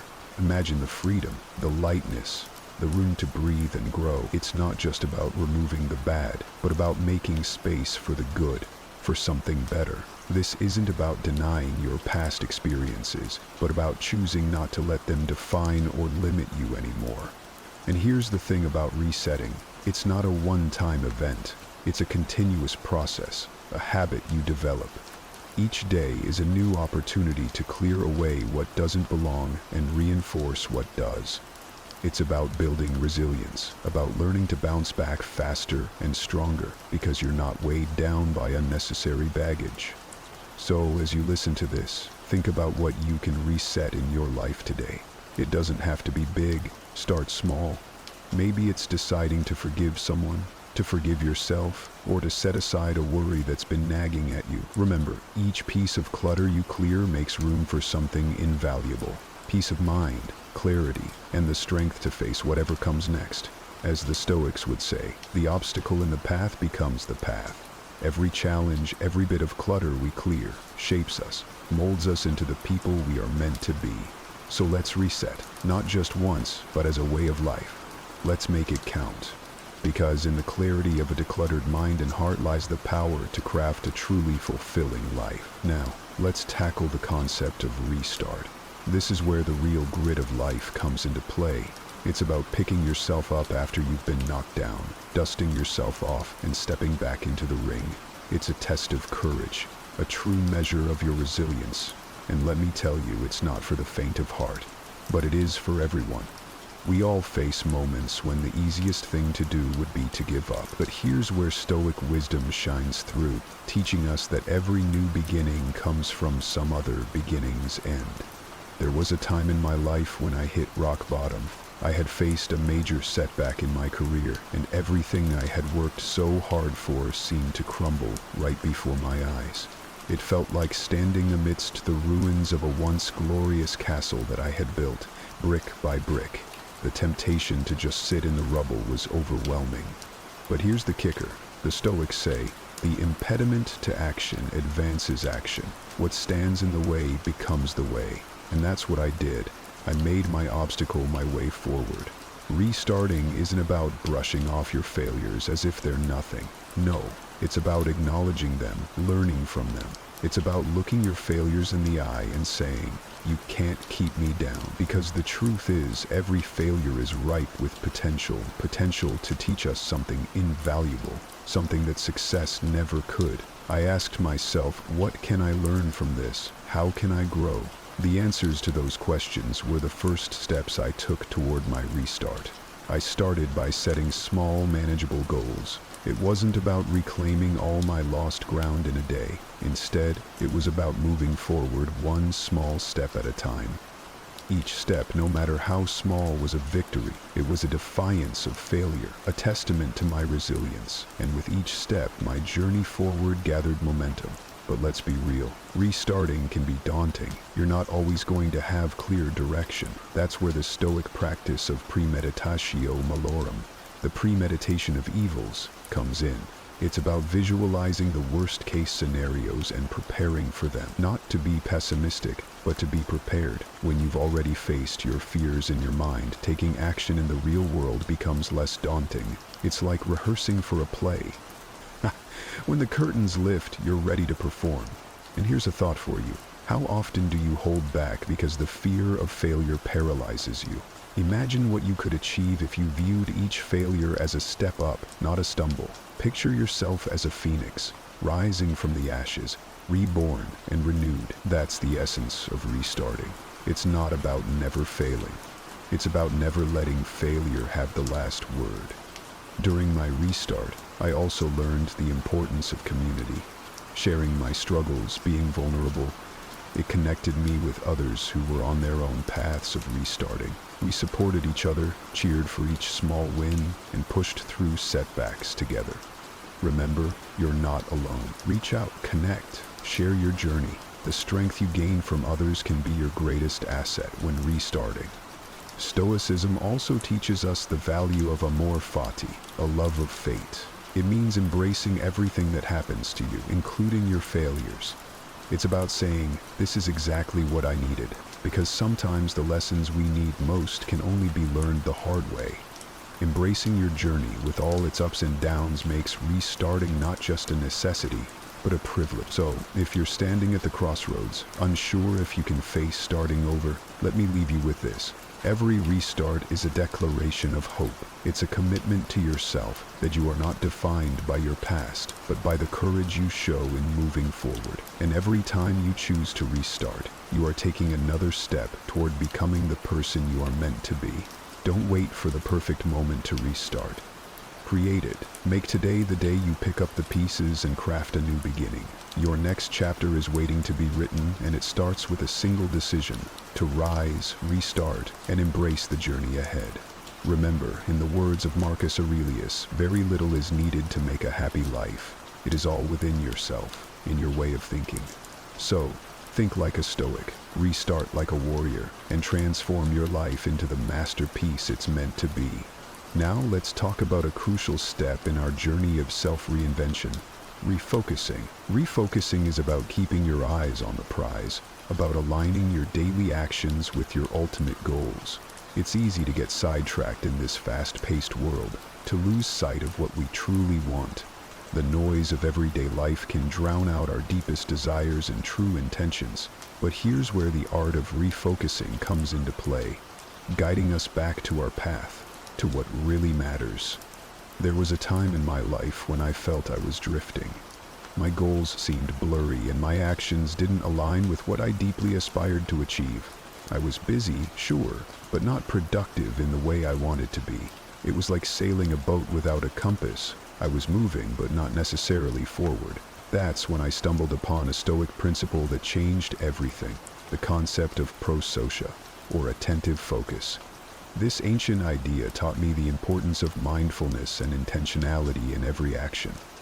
Refocusing means being deliberate about what you let into your life. It's about pruning the unnecessary, the trivial, the distractions that sap your energy and scatter your focus. It's about asking yourself, is what I'm doing right now serving my ultimate purpose? If not, it might be time to let it go.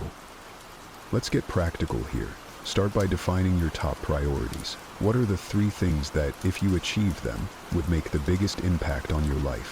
Write them down. Keep them somewhere you can see every day. And each day, do at least one thing that moves you closer to one of those goals. It's about small, consistent actions. As the Stoics believed, it's not the grand gestures but the daily decisions that shape our destinies. Refocusing also involves setting boundaries, sturdy, visible lines that protect your time and energy. It means saying no to unnecessary commitments that do not align with your goals. It means being okay with disappointing others, to not disappoint yourself. Stoicism teaches us that our time and our focus are among the few things we can control. Use them wisely. Here's something to ponder. How often do you find yourself doing something just because it's what you've always done? Maybe it's a job that no longer fulfills you, a habit that no longer serves you, or a relationship that drains more than it gives. Imagine the clarity and freedom you'd feel if you started saying yes only to things that align with your deeper values and goals. That's what refocusing is all about. During my own refocusing phase, I realized how scattered my efforts had been. I was trying to chase too many goals, which meant I wasn't making meaningful progress in any area. I took a step back and reevaluated my path. I started to cut out the clutter, not just in my physical space, but in my commitments, in my social media use, in how I spent my leisure time. Every piece of clutter cleared was like removing a blindfold. My goals came back into sharp focus. Refocusing is not a one-time fix. It's a continuous process. Life changes, goals evolve, and our focus needs to shift accordingly.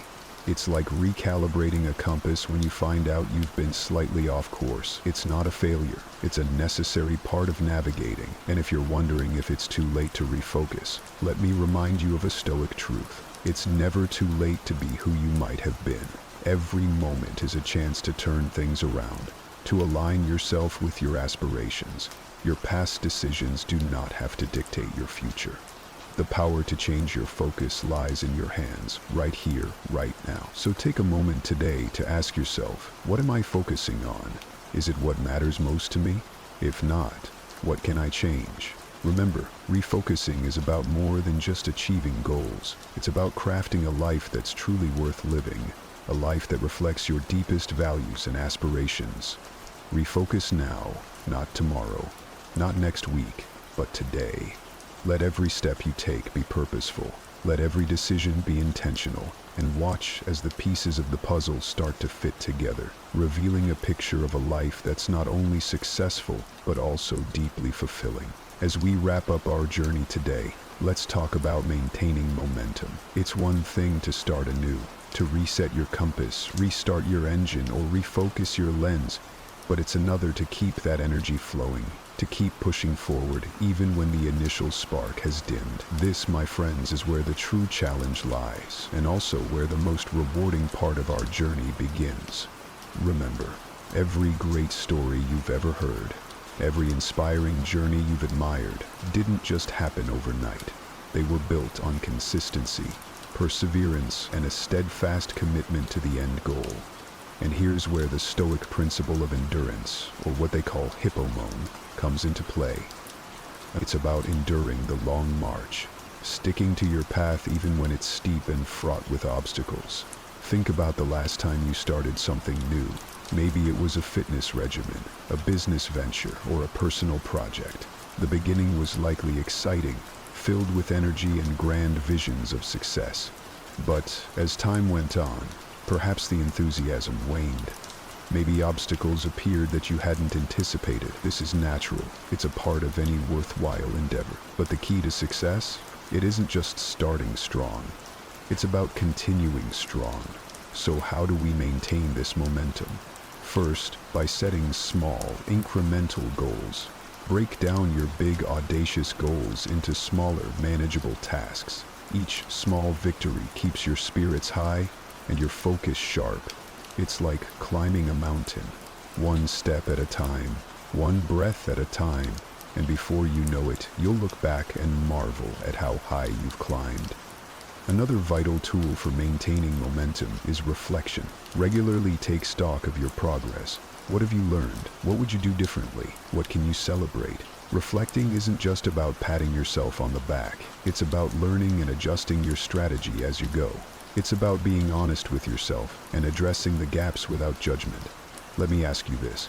When was the last time you paused to appreciate how far you've come? Often, we are our own harshest critics, and in the rush to achieve more, we forget to acknowledge our achievements. Yet, Stoicism teaches us the importance of gratitude, not just for others, but for our own efforts and progress. Gratitude not only brightens our outlook, but also fortifies our will to persevere. And speaking of perseverance, remember to lean on your support network. Share your journey, seek advice, and offer support to others in return. Momentum is easier to maintain when you know you're not alone, when you have people cheering for you, waiting at the finish line and running alongside you. We all experience those moments when negative thoughts start creeping in, planting seeds of doubt and insecurity in our minds. The nagging voice that questions our abilities, worth, and decisions can be incredibly disruptive, impacting all aspects of our lives. If left unchecked, these mental patterns can spiral into anxiety, lack of motivation, and even depression. I know this struggle all too well. There were times when I felt consumed by negative self-talk and crippling self-doubt. It was a constant battle to silence the inner critic and regain my confidence. But then, I discovered the profound teachings of Stoicism.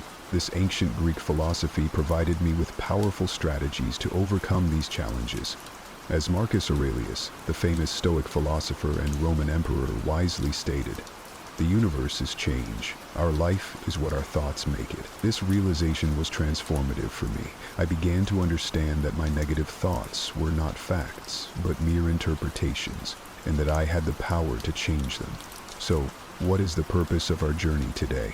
It is to share the timeless Stoic principles that will help you deal effectively with negative thoughts and self-doubt. By the end of this exploration, you will be equipped with practical tools and insights to confront these inner battles head-on, reclaiming your inner peace and confidence.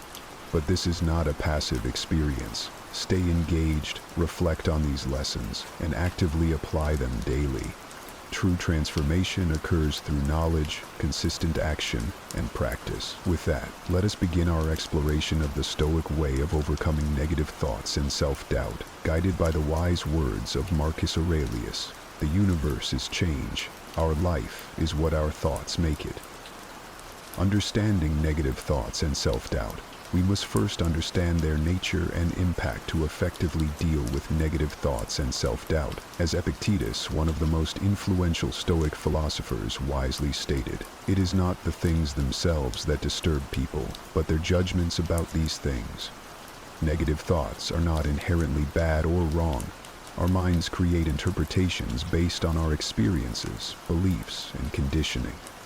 However, when left unchecked, these thoughts can spiral, distorting our perception of reality and undermining our sense of self-worth. For instance, consider a situation where you made a mistake at work. A negative thought might arise, such as, "I'm so incompetent, I'll never succeed in this job." This thought, however, is not a fact, but a judgment colored by self-doubt and harsh self-criticism. The impact of such negative self-talk can be far-reaching. It can affect our motivation, decision-making, and overall well-being. As Marcus Aurelius said, the soul becomes dyed with the color of its thoughts. Persistent negative thoughts can drain our energy, cloud our judgment, and even influence our physical health. Now, let's engage in a brief exercise. Take a moment to reflect on a recent negative thought or moment of self-doubt that you experienced. Please write it down or make a mental note of it. We will revisit this later in our exploration. Understanding the nature and potential consequences of negative thoughts enables us to approach them more objectively. We can recognize them as mere interpretations, not absolute truths, and work towards reframing them more constructively. Remember, as Epictetus taught, it is not the things themselves that disturb people, but their judgments about these things. With this awareness, we can break free from negative thoughts and self-doubt, paving the way for a more empowered and fulfilling life. Changing your perspective. One of the core principles of Stoicism is the idea that our thoughts shape our reality. Epictetus wisely stated, "Men are disturbed not by things, but by the view which they take of them." This profound insight holds the key to overcoming negative thoughts and self-doubt. By changing our perspective, we can transform our experience. Let's revisit the example from the previous chapter, where you made a mistake at work and a negative thought arose, labeling you as incompetent and doubting your ability to succeed. This thought is not a fact, but a subjective interpretation colored by self-doubt and harsh self-criticism. The Stoics would encourage us to reframe this thought by adopting a more objective and rational perspective. Instead of criticizing ourselves, we could view the mistake as a learning opportunity to identify areas for improvement and growth. We could remind ourselves that mistakes are an inevitable part of the human experience, and that even the most accomplished individuals have faced setbacks and failures throughout their journeys. By reframing our perspective, we can transform a negative thought into a constructive one, shifting our mindset from self-doubt to self-compassion and resilience. But the Stoics didn't just preach theoretical ideas. They offered practical wisdom rooted in real-life examples. One such example comes from the life of Seneca, the famous Stoic philosopher and advisor to the Roman Emperor Nero.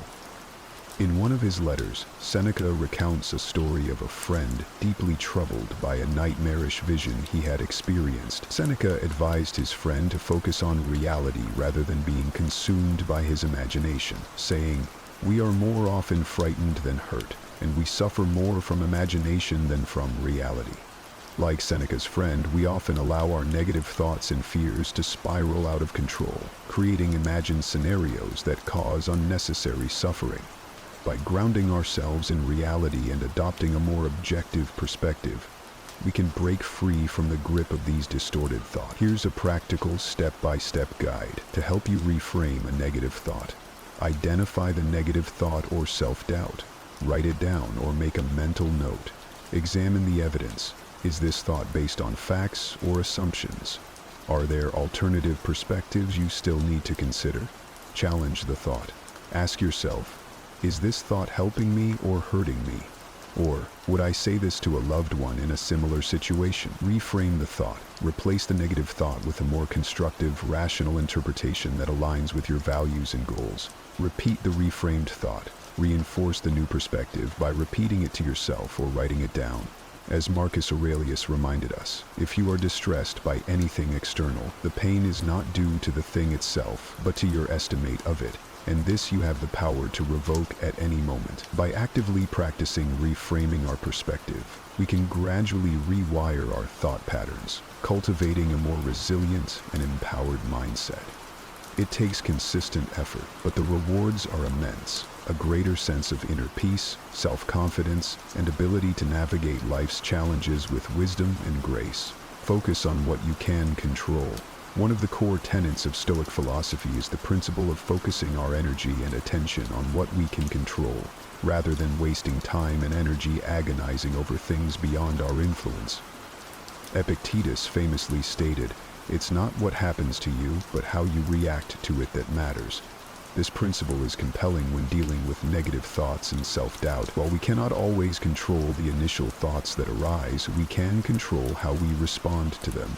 Do we allow them to spiral, fueling our self-doubt and anxiety, or do we consciously shift our focus to what is within our control? Let's consider a practical example. Imagine you've been passed over for a promotion at work, and feelings of self-doubt and negative thoughts begin to surface. I'm not good enough. I'll never advance in this company. I'm a failure. While it's understandable to feel disappointed, dwelling on these negative thoughts and ruminating over the situation will only breed more negativity and disempowerment. Instead, the Stoic approach would focus on what you can control, your reaction, your mindset, and your next steps.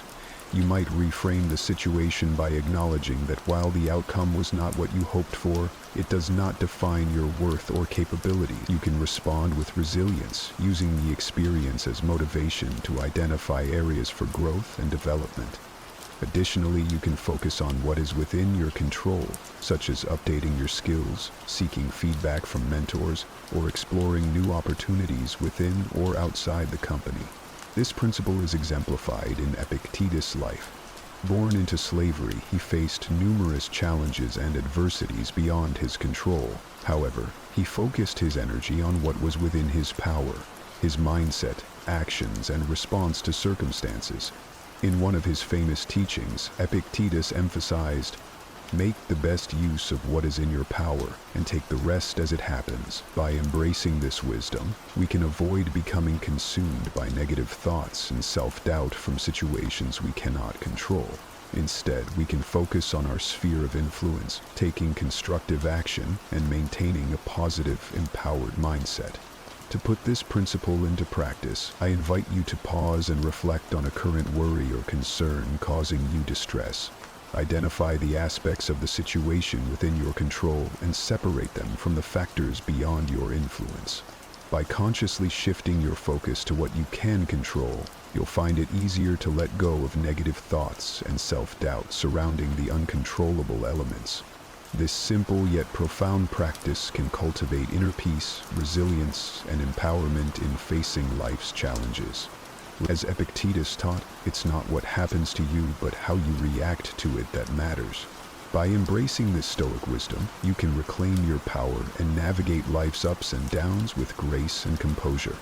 Building resilience through Stoic practices. Thus far, we've discussed powerful Stoic principles for reframing negative thoughts, focusing on what's within our control, and cultivating an empowered mindset. However, the Stoics understood that lasting inner transformation requires more than intellectual understanding. It demands consistent practice and the cultivation of specific mental habits. One such practice is the Stoic concept of negative visualization, which may seem counterintuitive at first glance. As Epictetus wisely stated, "No great thing is created suddenly, any more than a bunch of grapes or a fig. If you tell me that you desire a fig, I answer you that there must be time." Negative visualization involves contemplating potential adverse scenarios or misfortunes that could befall us. It may sound like a recipe for pessimism, but the Stoics saw it as a tool to cultivate gratitude, resilience, and a deeper appreciation for the present moment. By mentally preparing for challenges and setbacks, we become less shocked and overwhelmed when they inevitably occur. Additionally, it helps us cherish the good things rather than take them for granted. Let's engage in a brief exercise to experience the power of this practice. Close your eyes and imagine losing something truly valuable to you, a possession, a relationship, or even your health. Allow yourself to feel the weight of that potential loss. fully notice how this exercise can heighten your gratitude for what you currently have and instill a sense of humble appreciation for the temporary nature of all things. The Stoics understood that by regularly practicing negative visualization, we could develop a kind of emotional immunity, a resilience that allows us to weather life's storms with poise and grace. Marcus Aurelius, the mighty Roman emperor and Stoic philosopher, embodied this principle. Despite facing numerous personal losses and challenges, including the untimely deaths of several children and a devastating plague that ravaged his empire, Marcus Aurelius maintained his composure. He continued to govern with wisdom and compassion. He wrote in his famous Meditations, "How ridiculous and unrealistic is the man who is astonished at anything that happens in life." By embracing the Stoic practice of negative visualization, Marcus Aurelius cultivated a profound sense of resilience and acceptance, allowing him to navigate even the most harrowing circumstances with grace and poise. As we continue our journey toward overcoming negative thoughts and self-doubt, practices like negative visualization can serve as powerful tools to fortify our mental and emotional resilience. By regularly reminding ourselves of the impermanence of all things and mentally preparing for potential adversity, we can cultivate a sense of humble gratitude and develop the inner strength to face life's challenges with courage and wisdom. Remember, as Epictetus taught, no great thing is created suddenly. Building resilience is a gradual process that requires consistent practice and dedication, but by embracing Stoic practices, we can steadily cultivate the inner resources to overcome negative thoughts, self-doubt, and any obstacles that may arise. Surrounding yourself with positivity, while the Stoic teachings emphasize cultivating inner resilience and self-mastery, the ancient philosophers recognized the profound impact our social environment has on our mental and emotional well-being. As Epictetus wisely advised, the key is to keep company only with people who uplift you, whose presence calls forth your best. The people we surround ourselves with can either fuel our negative thought patterns and self-doubt, or inspire us to rise above them. Their words, attitudes, and energy can drag us down or elevate us to new heights of confidence and self-assurance. Think about the individuals in your life who consistently radiate positivity, encouragement, and belief in your potential. Perhaps it's a close friend, a mentor, or a family member who has consistently supported and uplifted you, even during your darkest moments of self-doubt. Now, contrast that with the people in your life who seem to perpetuate your negative thought patterns. They might be quick to criticize, doubt your abilities, or project their insecurities onto you. The Stoics understood that limiting exposure to negative influences and intentionally cultivating uplifting relationships could profoundly impact our mental and emotional state. Consider the example of Monkey D. Luffy from the anime One Piece. Luffy's journey to becoming the Pirate King is significantly influenced by the positive and supportive friends he surrounds himself with. Early in his quest, Luffy gathers a diverse crew of individuals who believe in his dream and support him through every challenge and setback. Characters like Zoro, Nami, Sanji, and Chopper contribute their strengths and unwavering belief in Luffy, encouraging him to persevere despite overwhelming odds. Their support and friendship help Luffy stay resilient and inspire each other to grow and reach their potential. By intentionally curating his crew, Luffy creates an environment that nurtures confidence, resilience, and determination, ultimately propelling him toward his dream of finding the One Piece and becoming the Pirate King. On the other hand, imagine the path of someone who remains entrenched in a toxic social environment. Constantly surrounded by negativity, criticism, and doubt, it becomes increasingly challenging for them to break free from negative thoughts and self-doubt when those patterns are continuously reinforced by their social influences. So, how can we apply this Stoic wisdom to our own lives? Here are some practical tips. Evaluate your current social circle. Identify the individuals who uplift and encourage you, as well as those who perpetuate negative thought patterns. Gradually limit exposure to toxic influences while nurturing and prioritizing relationships with positive, supportive people. Seek out communities, groups, or mentors aligned with your values and goals, as they can provide a powerful source of inspiration and motivation. Be mindful of the energy you bring to your relationships. Strive to positively influence others, just as you seek positivity from them. Remember, as Epictetus taught, the key is to keep company only with people who uplift you, whose presence calls forth your best.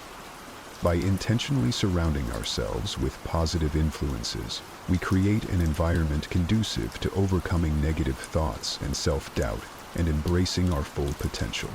It's a journey that requires conscious effort and discernment, but the rewards are invaluable. A greater sense of confidence, resilience, and the ability to navigate life's challenges with the support and encouragement of those who believe in us. Gratitude and contentment. At the core of Stoic philosophy lies a profound understanding of the power of gratitude and contentment. These principles serve as potent antidotes to the negative thought patterns and self-doubt that can quickly consume us in our modern, fast-paced lives. As Marcus Aurelius eloquently stated, "Do not indulge in dreams of having what you have not, but reckon up the chief of the blessings you do possess, and then thankfully remember how you would crave for them if they were not yours." These words encapsulate the essence of gratitude, the practice of actively appreciating and savoring the blessings we already possess, rather than constantly yearning for more. By cultivating gratitude, we shift our focus away from perceived deficiencies and scarcity and instead embrace the abundance surrounding us.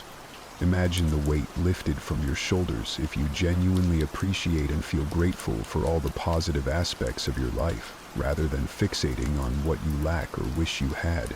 The Stoics understood that this shift in perspective could profoundly impact our mental and emotional well-being. Seneca, another prominent Stoic philosopher, echoed this sentiment when he wrote, "It is in no man's power to have whatever he wants, but he has it in his power not to wish for what he hasn't got, and cheerfully make the most of the things that do come his way."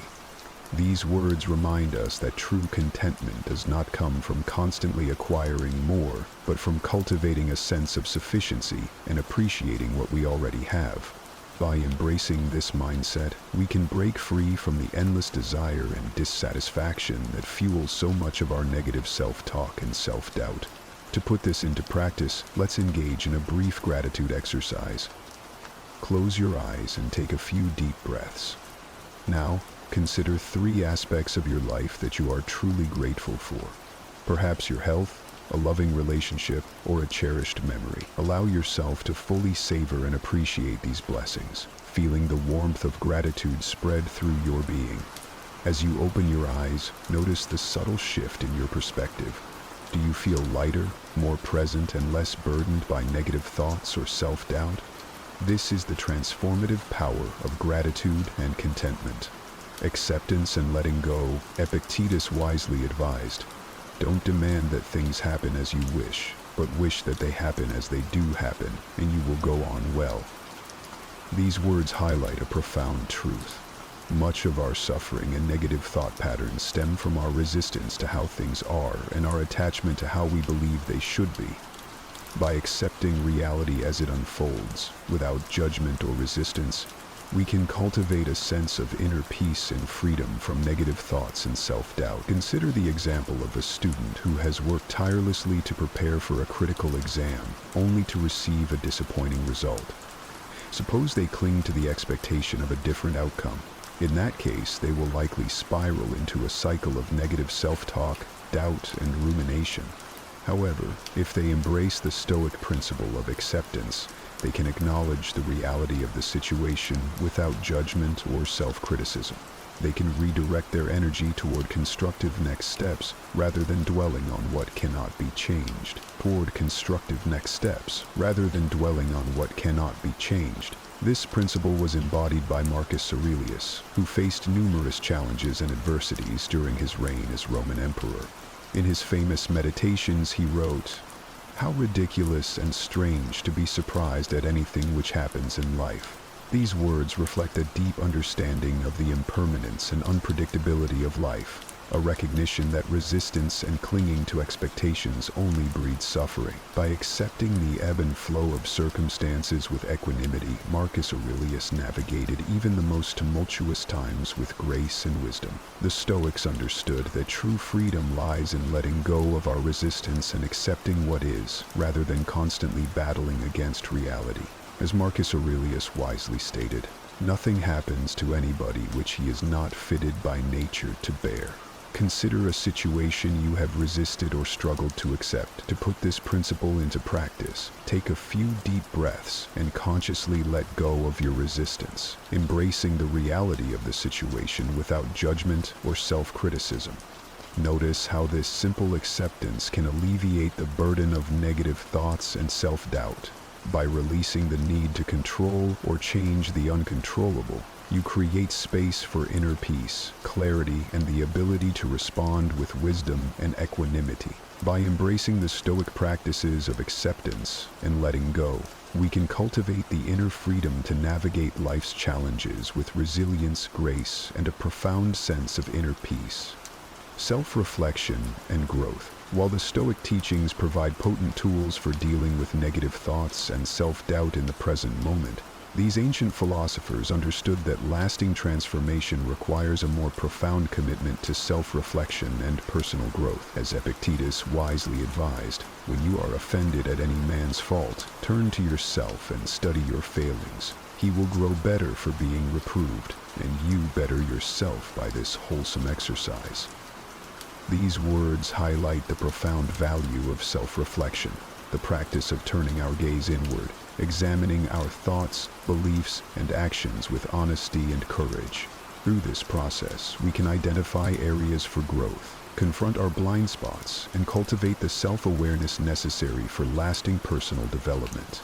Imagine for a moment a scenario where you made a mistake or experienced a setback that triggered a wave of negative self-talk and self-doubt. Instead of wallowing in these thoughts or projecting blame onto external factors, the Stoic approach would be to engage in radical self-reflection. Ask yourself probing questions. What role did my own actions or assumptions play in this outcome? What lessons can I learn from this experience? How can I approach similar situations with greater wisdom and resilience in the future?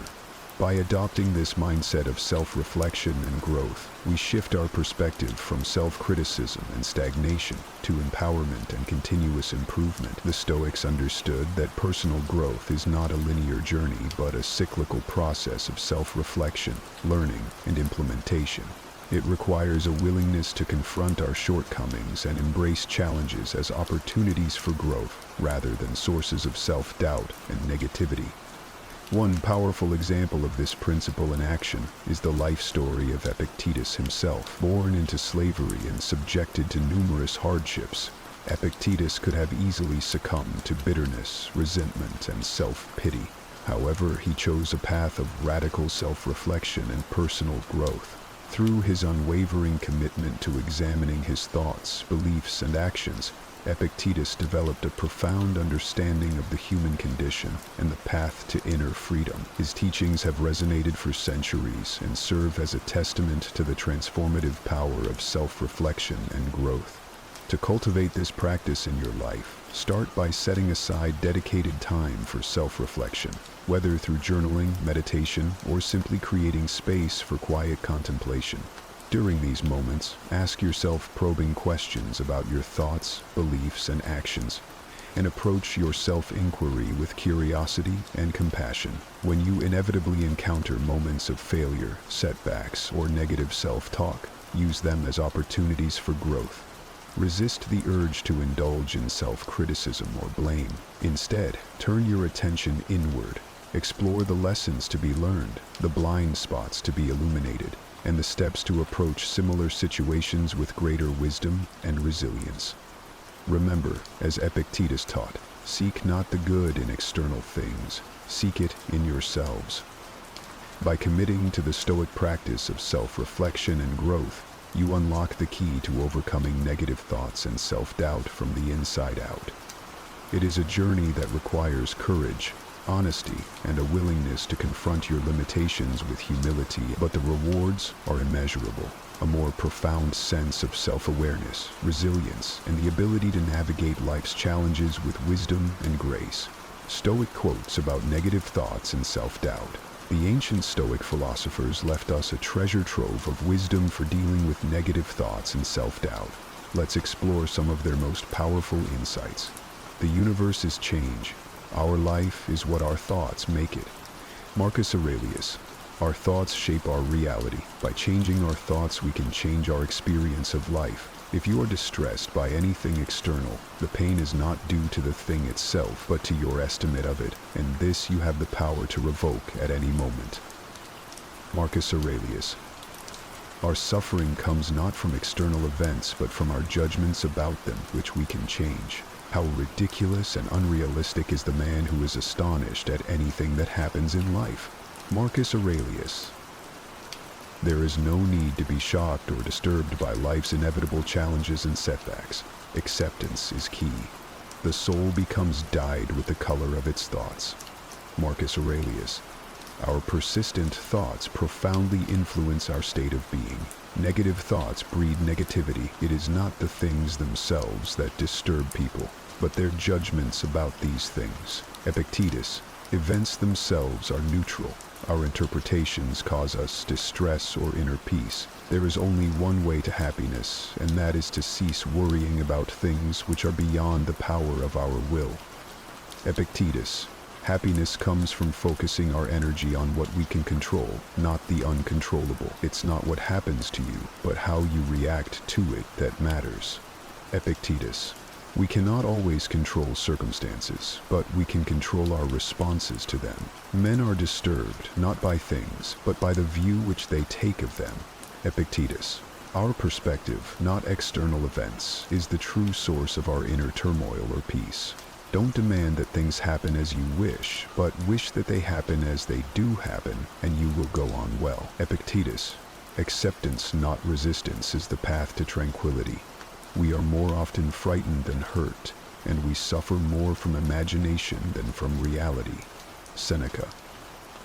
Our pessimistic forecasts often cause more suffering than reality itself. Nothing happens to anybody which he is not fitted by nature to bear. Marcus Aurelius. We have the innate resilience to withstand whatever life brings our way. Remove the judgment, and you have removed the thought, I am hurt, and the hurt itself is gone. Marcus Aurelius. It is our judgments that create our suffering, not circumstances themselves. Until we have begun to go without them, we fail to realize how unnecessary many things are. We've been using them not because we needed them, but because we had them. Seneca. These words encapsulate the essence of the Stoic approach, the recognition that true freedom and fulfillment arise not from external circumstances or possessions, but from the cultivation of our inner resources, resilience, and alignment with our deepest values. Internalizing these Stoic teachings allows us to rewire our minds, question our negative thought patterns, and cultivate a more resilient, empowered mindset. The path to overcoming self-doubt lies in changing our perspectives and reactions, not controlling the uncontrollable. Remember, the journey toward overcoming negative thoughts and self-doubt is not a destination, but a continuous practice, a lifelong commitment to personal growth, self-reflection, and the pursuit of a life well lived. In the chaos of our daily lives, it's easy to feel like we're drowning in a sea of stress and uncertainty. Yet, there's a way to find calm amidst the storm, a path to inner peace that has stood the test of time. Picture this: despite everything that's thrown at you, work pressures, personal conflicts, unexpected challenges, you can stand firm, unshaken, and serene. This isn't just a dream, it's the essence of Stoicism, a philosophy that teaches us how to master our emotions and reactions to live a more fulfilled life. Today we're diving into the heart of Stoicism, exploring 10 timeless principles that can transform the way you navigate life's inevitable ups and downs. These principles are not abstract theories, but practical tools that you can apply every day to build resilience and inner strength. Whether you're struggling with a difficult relationship, feeling overwhelmed by your responsibilities, or simply seeking a deeper sense of purpose, the wisdom of Stoicism offers profound insights and practical strategies to help you thrive. Stay with me as we journey through these powerful Stoic teachings, from learning how to maintain a firm purpose in life to mastering the art of emotional control. Each principle is a stepping stone to a life where external events no longer dictate your inner peace. By the end of this video, you'll have the knowledge and tools to cultivate a state of calm and confidence no matter what life throws your way. So, let's embark on this transformative journey together and discover how the ancient wisdom of Stoicism can help you achieve unshakable tranquility and true happiness. If you appreciate what we're doing here, a simple, free favor I'll ask from you is to hit the subscribe button, and don't skip any part of the video. Imagine setting sail on a vast ocean without a clear destination. You drift aimlessly, subject to every shift in the wind and wave. That's what life feels like without a firm purpose, directionless and vulnerable to external forces. Epictetus emphasized the importance of having clear, firm purposes. He said, "Difficulties show a person's character, and the greater the difficulty, the more glory in surmounting it." This isn't just a philosophical musing. It's a call to action. When you have a firm purpose, it's like having a compass that guides you through life's tumultuous seas. This purpose doesn't appear out of nowhere. It's crafted through moments of deep reflection on what truly matters to you. It's not just about career goals or personal achievements, but also about the principles and values you want to dedicate your life to. What do you stand for? What kind of person do you aspire to be? These are the questions you need to answer to find your firm purpose. Once you identify your purpose, it acts as an anchor, grounding you amidst the chaos. Life will throw challenges your way. This is inevitable. But with a firm purpose, these challenges become more manageable. They turn from insurmountable mountains into stepping stones that you can climb. Think of it this way. When your goals and values are crystal clear, the world around you seems to shrink. Colossal challenges become small steps in the journey toward your ultimate purpose. This inner strength, cultivated through Stoic wisdom, cannot be easily defeated. A firm purpose is not something you stumble upon by chance. It's the result of deliberate, deep reflection on what genuinely matters to you. This reflection requires time and honesty. You must dig deep into your soul, beyond superficial desires and fleeting wants, to discover what truly drives you. This might involve reevaluating your life's direction, shedding old habits, or embracing new perspectives. It's a continuous process of self-discovery and alignment with your true self. Once you've found this purpose and ingrained it into your heart, the next step is to apply diligence to protect and nurture it. This involves perseverance and a steadfast commitment to your goals. It's about showing up every day, even when the going gets tough. It's about pushing through setbacks and failures, knowing that they are part of the journey. Remember, a firm purpose isn't just a destination. It's a guiding light that helps you navigate life's journey with confidence and resilience. Think of a firm purpose as a beacon in the night. It not only guides you, but also provides a sense of security and stability. When life's whirlwinds try to pull you off course, your firm purpose acts as a lifebuoy, keeping you from sinking into the sea of emotions and difficult circumstances. This is the power of Stoicism.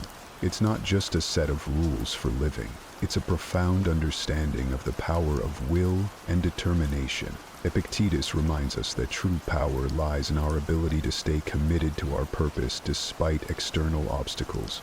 In the light of this philosophy, nothing is impossible, and nothing can shake your resilient spirit. So, take some time to reflect deeply on your purpose. Write it down, internalize it, and let it guide you. This firm purpose will be your anchor, your beacon, and your unwavering guide through the storms of life. When someone offends us, it's natural to feel hurt and want to retaliate. But here's where Stoicism steps in with a powerful lesson. Our emotions are the result of our thoughts and personal perspectives. This means we have the power to choose how to respond to any situation. Instead of letting offense overwhelm us, we can see it as an opportunity to strengthen our patience and self-awareness. Think of it like this. Every time you resist the urge to react impulsively, you're building a mental muscle. You're training your mind to remain calm and composed no matter what. Mind control is not just a skill. It's an art that requires daily practice.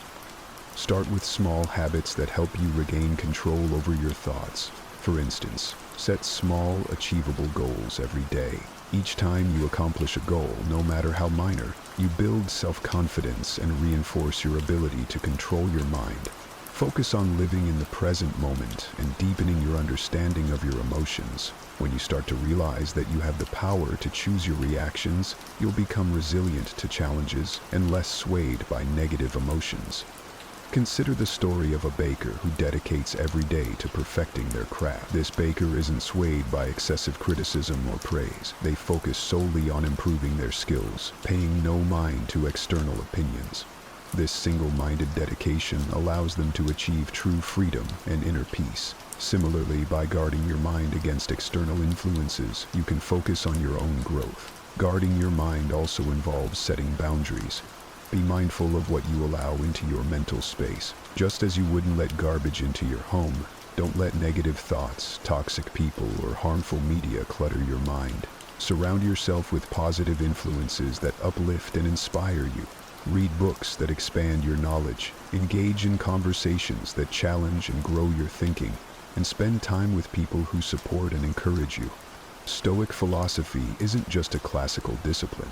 It's a powerful tool for modern life. By learning to control our minds and handle our emotions maturely, we can achieve genuine peace and freedom amidst a volatile and uncertain world. This isn't about suppressing emotions, but understanding them deeply and responding in a way that aligns with our values and purpose. One practical technique is to practice mindfulness or meditation. These practices help you become more aware of your thoughts and emotions, creating a gap between stimulus and response. In that gap lies your power and freedom. By regularly practicing mindfulness, you train your mind to observe without immediately reacting, giving you greater control over your emotional landscape. Another aspect of guarding your mind is cultivating a growth mindset.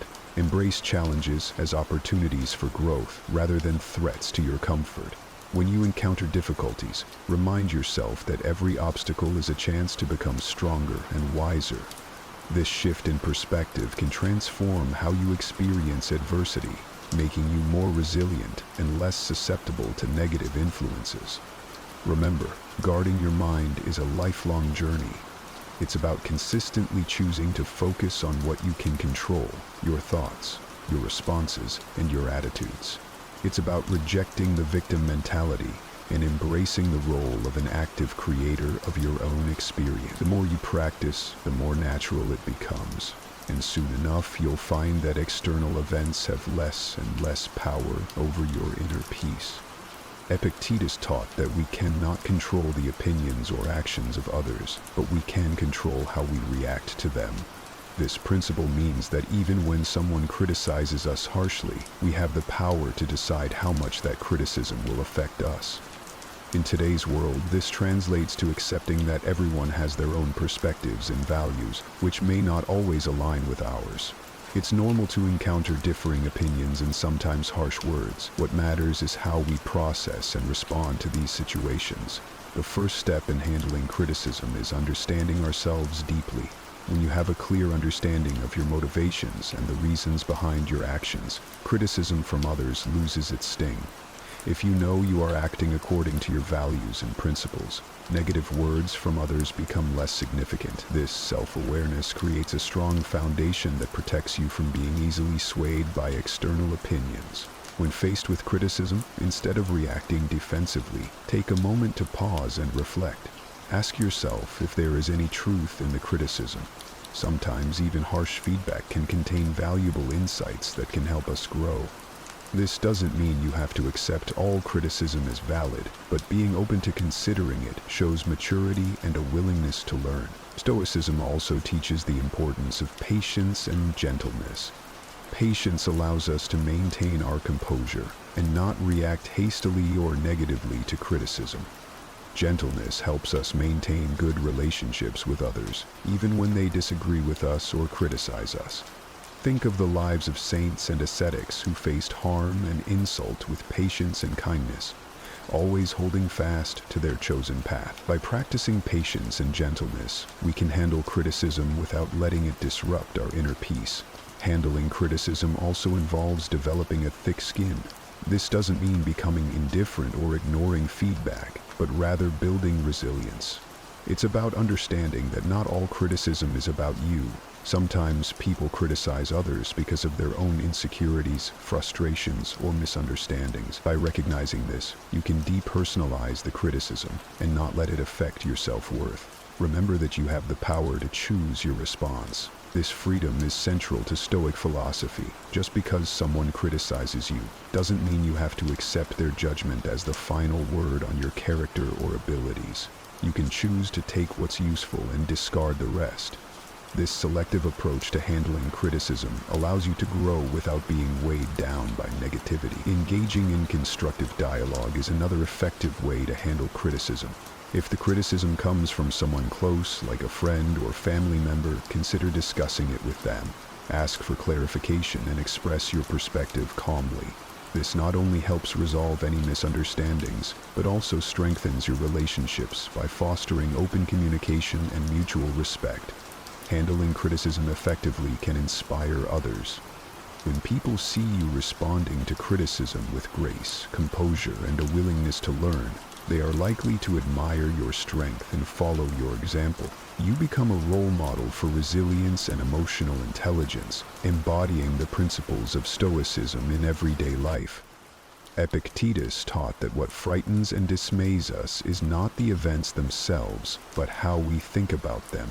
This means that when someone offends you, it's not their words or actions that hurt you, but rather your perception and reaction to those words or actions. In other words, the power lies within you to decide how much an offense will impact you.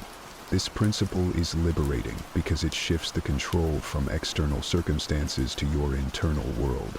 Transforming offense isn't about denying your emotion. It's natural to feel hurt or angry when you're offended. Stoicism teaches us to acknowledge these emotions without being controlled by them. It's about creating a space between the stimulus and your response. In that space lies your power to choose a response that aligns with your values and long-term goals. One practical way to transform offense is through cognitive reframing. When you feel offended, try to look at the situation from a different angle. Instead of focusing on the negative, ask yourself what you can learn from this experience. This doesn't mean you have to agree with the offender, but it allows you to extract any potential lessons and grow from them. For instance, if a friend criticizes your lifestyle choices, instead of taking it personally, consider if there's any merit to their observation, or if it's an opportunity to affirm your commitment to your values. Stoicism also emphasizes the importance of empathy. When someone offends you, try to put yourself in their shoes. What might they be going through that caused them to act this way? This perspective can help you respond with compassion rather than anger. It's not about excusing bad behavior, but about understanding the human condition and recognizing that everyone has their struggles.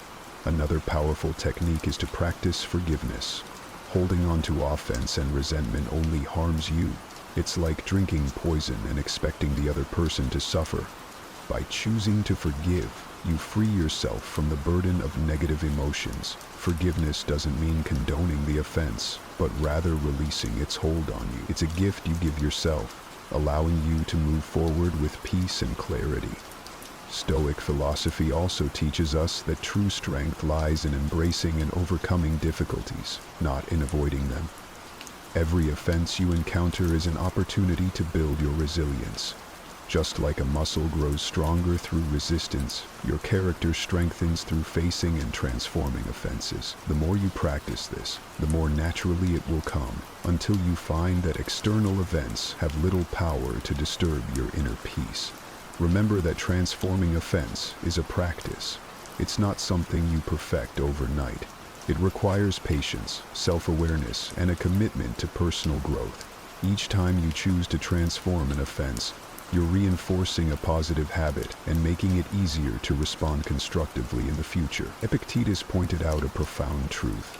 We are the ones who assign meaning to events, thus creating fear and shame within our souls. This means that these emotions are not inherent in the situations themselves, but are products of our interpretations. Once we understand this, we can begin to change the way we perceive and respond to fear and shame. Fear often arises from the unknown or the anticipation of negative outcomes. It's a natural response meant to protect us, but it can become debilitating if left unchecked. Stoicism teaches us to face our fears head-on. Instead of avoiding what scares us, we should examine it closely. Ask yourself, what exactly am I afraid of? Break it down into specific concerns. Often, you'll find that the fear loses its power when you analyze it rationally. For instance, imagine you're afraid of public speaking. This fear might stem from the worry of being judged or making mistakes. But by breaking it down, you realize that the audience is not there to judge you harshly. They are there to listen and learn. And even if you make a mistake, it's not the end of the world.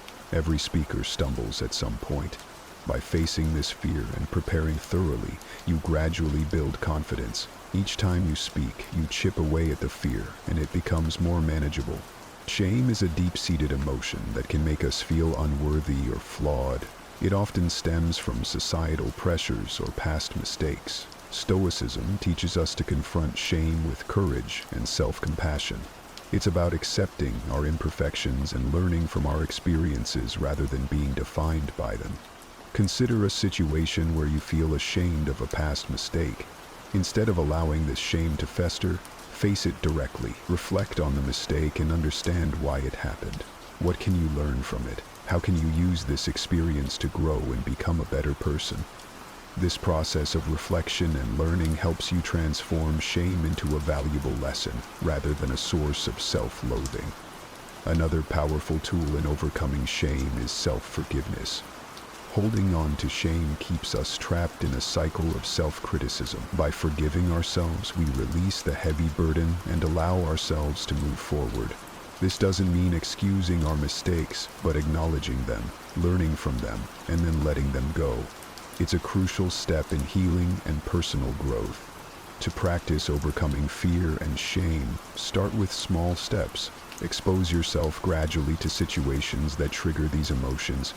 Use each experience as a learning opportunity. Over time, you'll build resilience and find that what once terrified or shamed you no longer has the same hold over you. This gradual exposure and reflection help to desensitize you to fear and shame, making them more manageable. Stoicism also teaches the importance of community and support. Share your fears and feelings of shame with trusted friends or mentors. Opening up about these emotions can be liberating and provide you with new perspectives and encouragement. Often, you'll find that others have faced similar challenges and can offer valuable insights and support. Epictetus suggested that by envisioning potential difficulties along our path, we prepare ourselves to face them calmly and thoughtfully. This isn't about being pessimistic or expecting the worst. It's about being realistic and ready for anything. When you anticipate obstacles, you're not caught off guard when they appear. Instead, you've already considered possible solutions and ways to manage your reactions.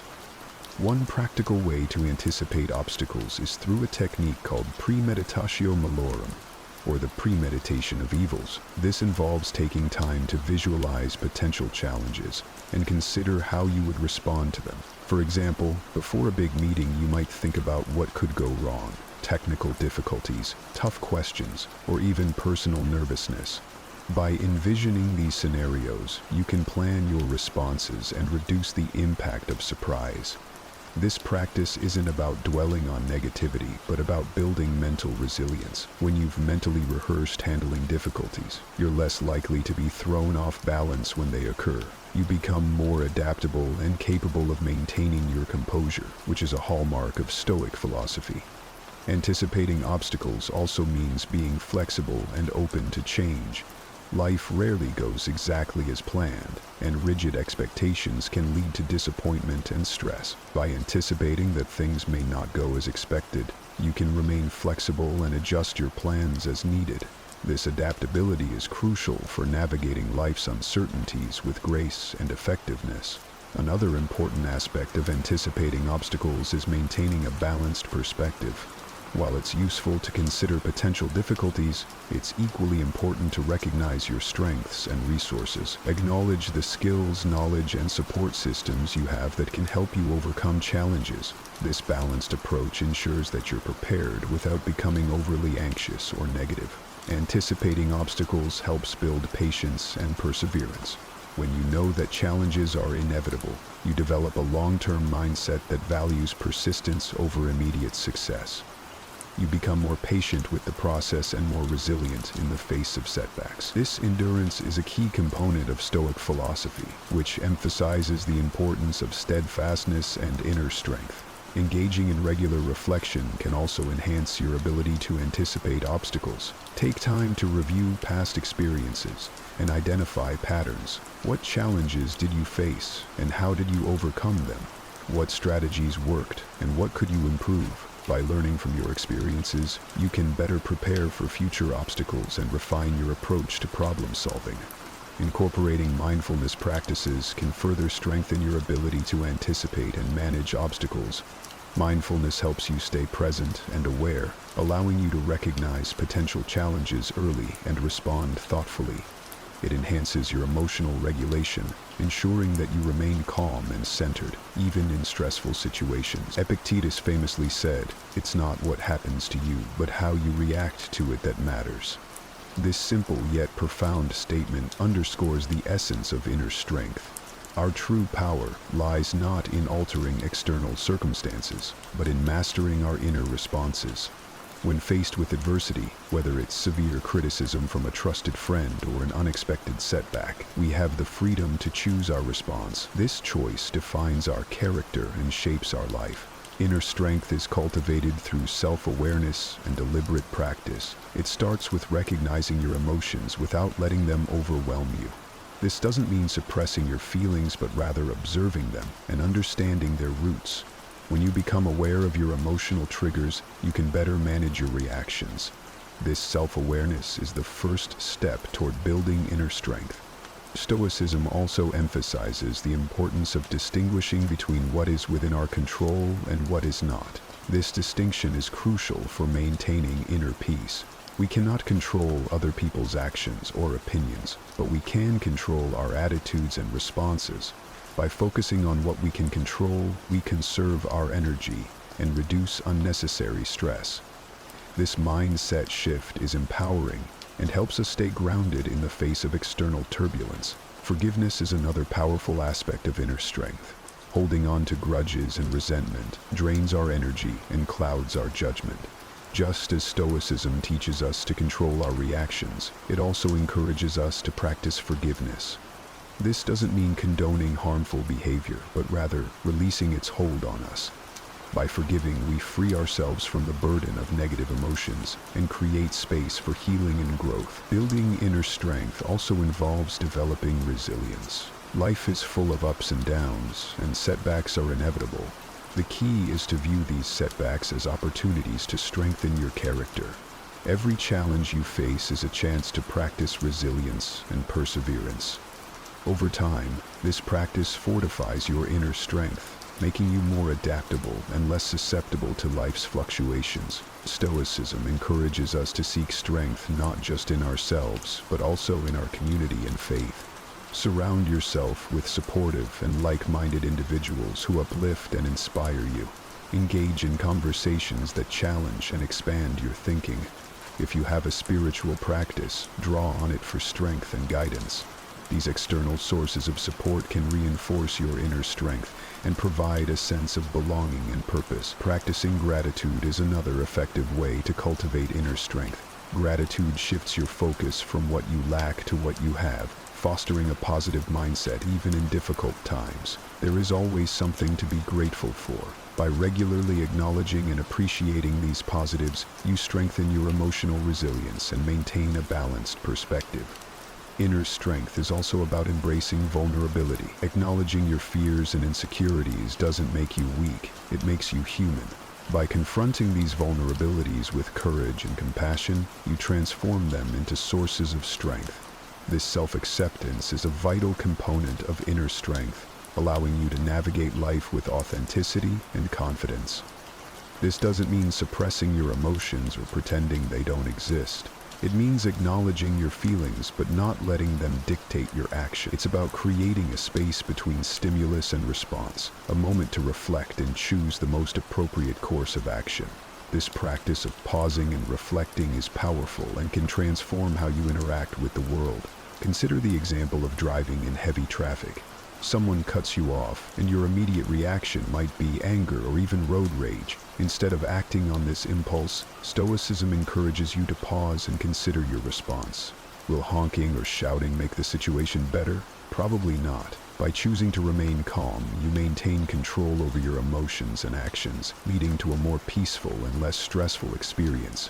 Another aspect of restraining actions is the ability to delay gratification. In our fast-paced world, we're often tempted to seek immediate rewards and avoid discomfort. However, Stoicism teaches us the value of patience and perseverance. By delaying gratification and working towards long-term goals, we cultivate discipline and resilience. This principle also applies to how we communicate with others. In moments of heated discussion or conflict, it's easy to let emotions take over and say things we might later regret. Stoicism teaches us to practice restraint in our words. Before speaking, consider the impact of your words. Are they constructive? Do they reflect your values? By speaking mindfully and with intention, you can build stronger, more respectful relationships. Practicing self-restraint requires self-awareness and discipline. It's about being conscious of your impulses and actively choosing to control them. This might involve setting personal boundaries, practicing mindfulness, or developing new habits that support your goals. For instance, if you tend to procrastinate, create a structured schedule that helps you stay focused and productive. If you struggle with anger, practice relaxation techniques that help you remain calm in stressful situations. Stoicism also emphasizes the importance of acting according to reason rather than impulse. This means making decisions based on thoughtful consideration of the situation and its consequences. Imagine you're faced with a significant decision at work. Instead of making a hasty choice, take the time to gather information, weigh the pros and cons, and consider how your decision aligns with your values and goals. This reasoned approach leads to better outcomes and a greater sense of control. Restraining actions is not about becoming passive or avoiding action altogether. It's about being deliberate and intentional in our choices. It's about understanding that our actions have consequences and taking responsibility for them. By practicing self-restraint, we become more effective in achieving our goals and maintaining our inner peace. Engaging in regular reflection can also enhance your ability to restrain actions.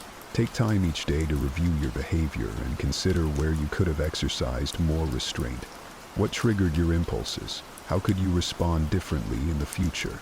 This ongoing self-assessment helps you build greater self-awareness and strengthens your commitment to acting with intention. Another practical approach to restraining actions is to develop a daily mindfulness practice. Mindfulness helps you stay present and aware, allowing you to recognize impulsive urges and choose more thoughtful responses. Whether through meditation, deep breathing exercises, or mindful observation, incorporating mindfulness into your routine can significantly enhance your self-control. Acceptance is the first step towards effective action. When we resist reality, we waste energy and create unnecessary suffering. For example, if you lose your job, it's natural to feel upset and worried about the future. But by accepting the situation, you can focus on what you can do next. Updating your resume, networking, or exploring new career opportunities. This proactive mindset enables you to navigate the challenge more effectively and reduces the emotional toll of the experience. One practical way to cultivate acceptance is through mindfulness and meditation. These practices help you stay present and aware, allowing you to observe your thoughts and emotions without judgment. By regularly practicing mindfulness, you develop the ability to accept each moment as it comes, with all its imperfections and uncertainties. This acceptance creates a foundation of inner peace and resilience. Stoicism teaches us that acceptance is not about giving up, but about finding strength in adversity. It's about understanding that every event, no matter how challenging, offers an opportunity for growth and learning. When faced with difficulties, ask yourself, what can I learn from this? How can this experience make me stronger? This shift in perspective transforms obstacles into stepping stones for personal development. Acceptance also involves letting go of perfectionism. Many of us strive for perfection in our careers, relationships, and personal achievement. However, this relentless pursuit can lead to stress and dissatisfaction. By accepting that perfection is unattainable, we can appreciate our efforts and progress. This doesn't mean lowering our standards, but recognizing that imperfections are part of the human experience. Embracing our flaws and setbacks with compassion allows us to live more fully and authentically. Gratitude is another powerful tool for cultivating acceptance. When we focus on what we have rather than what we lack, we shift our mindset from scarcity to abundance. Gratitude helps us see the good in our lives, even amidst challenges. By regularly practicing gratitude, we reinforce a positive outlook and strengthen our ability to accept and appreciate life as it is. Acceptance also extends to our relationships. We often have expectations of how others should behave, leading to frustration and disappointment when they don't meet these expectations. By accepting people as they are, with all their strengths and weaknesses, we can build more harmonious and fulfilling relationships. This doesn't mean tolerating harmful behavior, but understanding that everyone has their own journey and challenges. By practicing empathy and compassion, we create a space for authentic connections and mutual growth. Epictetus and other Stoic philosophers emphasized that living according to nature means recognizing our place in the world and acting in accordance with our rational and social nature. At its core, this principle is about living authentically and in harmony with the universe. Living according to nature starts with self-awareness. It requires a deep understanding of who we are and what our true nature is. This involves introspection and reflection on our values, strengths, and purpose. By understanding our natural tendencies and inclinations, we can make choices that align with our true selves rather than conforming to societal expectations or external pressures. This principle also means recognizing and accepting the natural cycles of life. Just as the seasons change, our lives go through different phases: growth, stability, decline, and renewal. By accepting these cycles, we can navigate life's transitions with greater ease and grace. Living according to nature involves cultivating virtues such as wisdom, courage, justice, and temperance. These virtues are the guiding principles that help us navigate life's challenges and make ethical decisions. Wisdom allows us to see things clearly and make informed choices. Courage gives us the strength to face adversity and take action. Justice ensures that we act fairly and honorably in our relationships. Temperance helps us maintain balance and self-control. By cultivating these virtues, we align our actions with our natural, rational nature. Stoicism also teaches us to live in harmony with others. As social beings, we are naturally connected to those around us. Living according to nature means recognizing our interdependence and contributing to the well-being of our community. This involves practicing empathy, compassion, and cooperation. When we help others and build positive relationships, we fulfill our social nature and create a more harmonious and supportive environment. Another aspect of living according to nature is embracing simplicity and focusing on what truly matters. In a world filled with distractions and materialistic pursuits, it's easy to lose sight of our true priorities. Stoicism encourages us to strip away the excess and focus on our core values and essential needs. This might involve simplifying our lifestyle, prioritizing meaningful relationships, and dedicating time to personal growth and self-care. By doing so, we create space for what truly brings us joy and fulfillment. Stoicism also emphasizes the importance of acceptance and gratitude in living according to nature.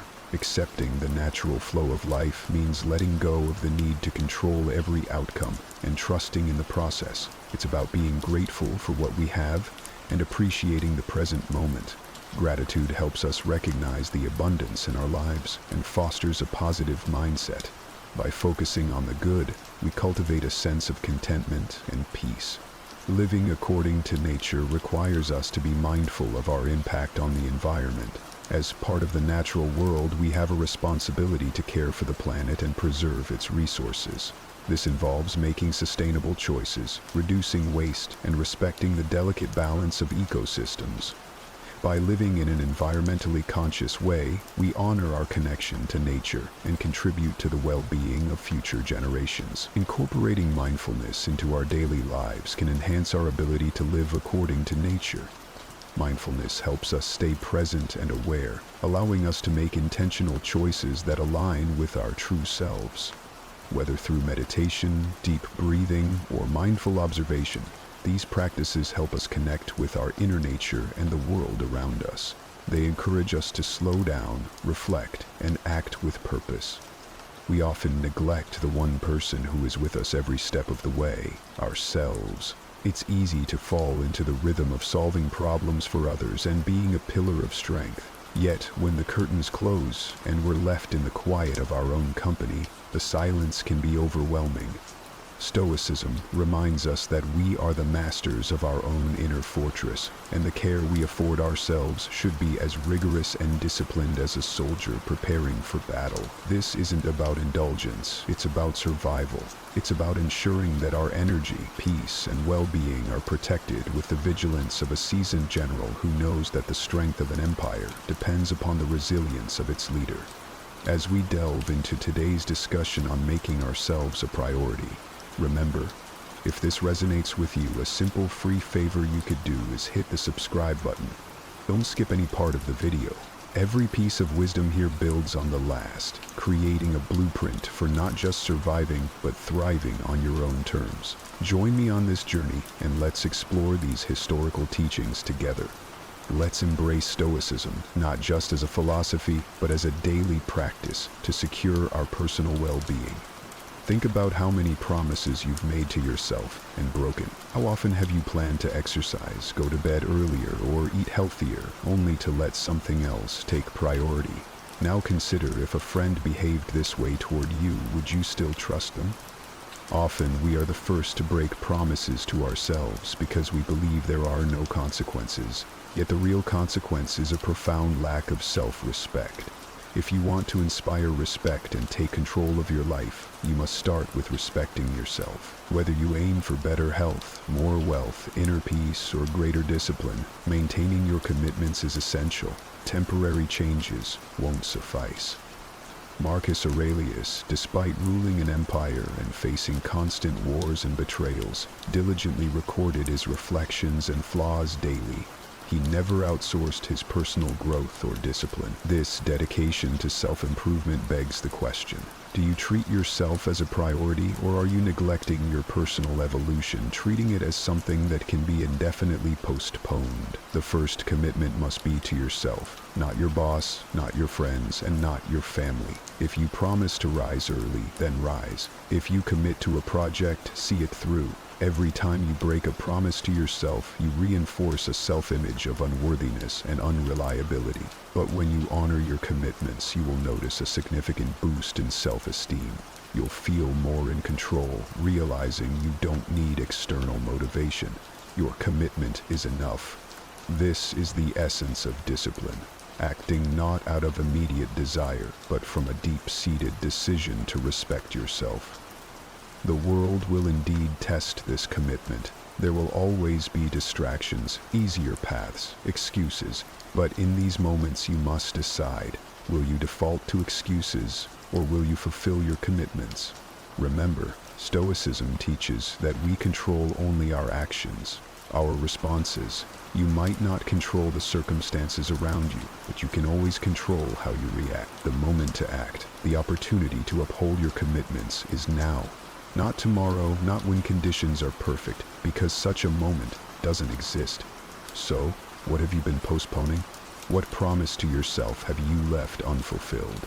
Whether it's something as simple as reading a transformative book, or as significant as starting a new project or breaking a bad habit, start now.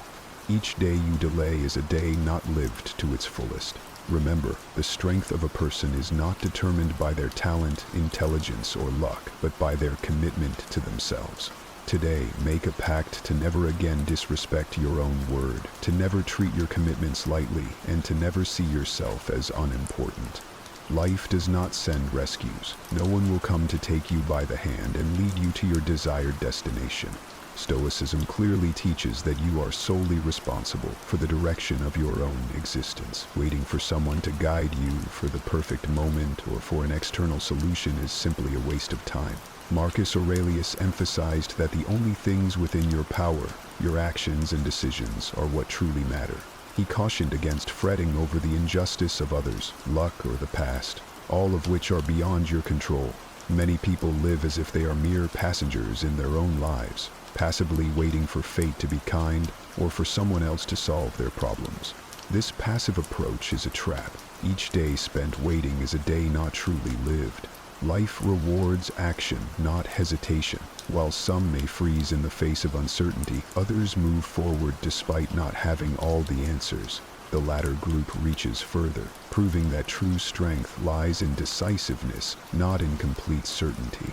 To lead your own life effectively, you must stop outsourcing your decisions to others and relying on their opinion. Abandon the naive notion that someone else will resolve your challenges.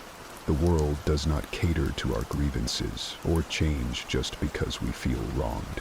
Reality marches on regardless of our involvement.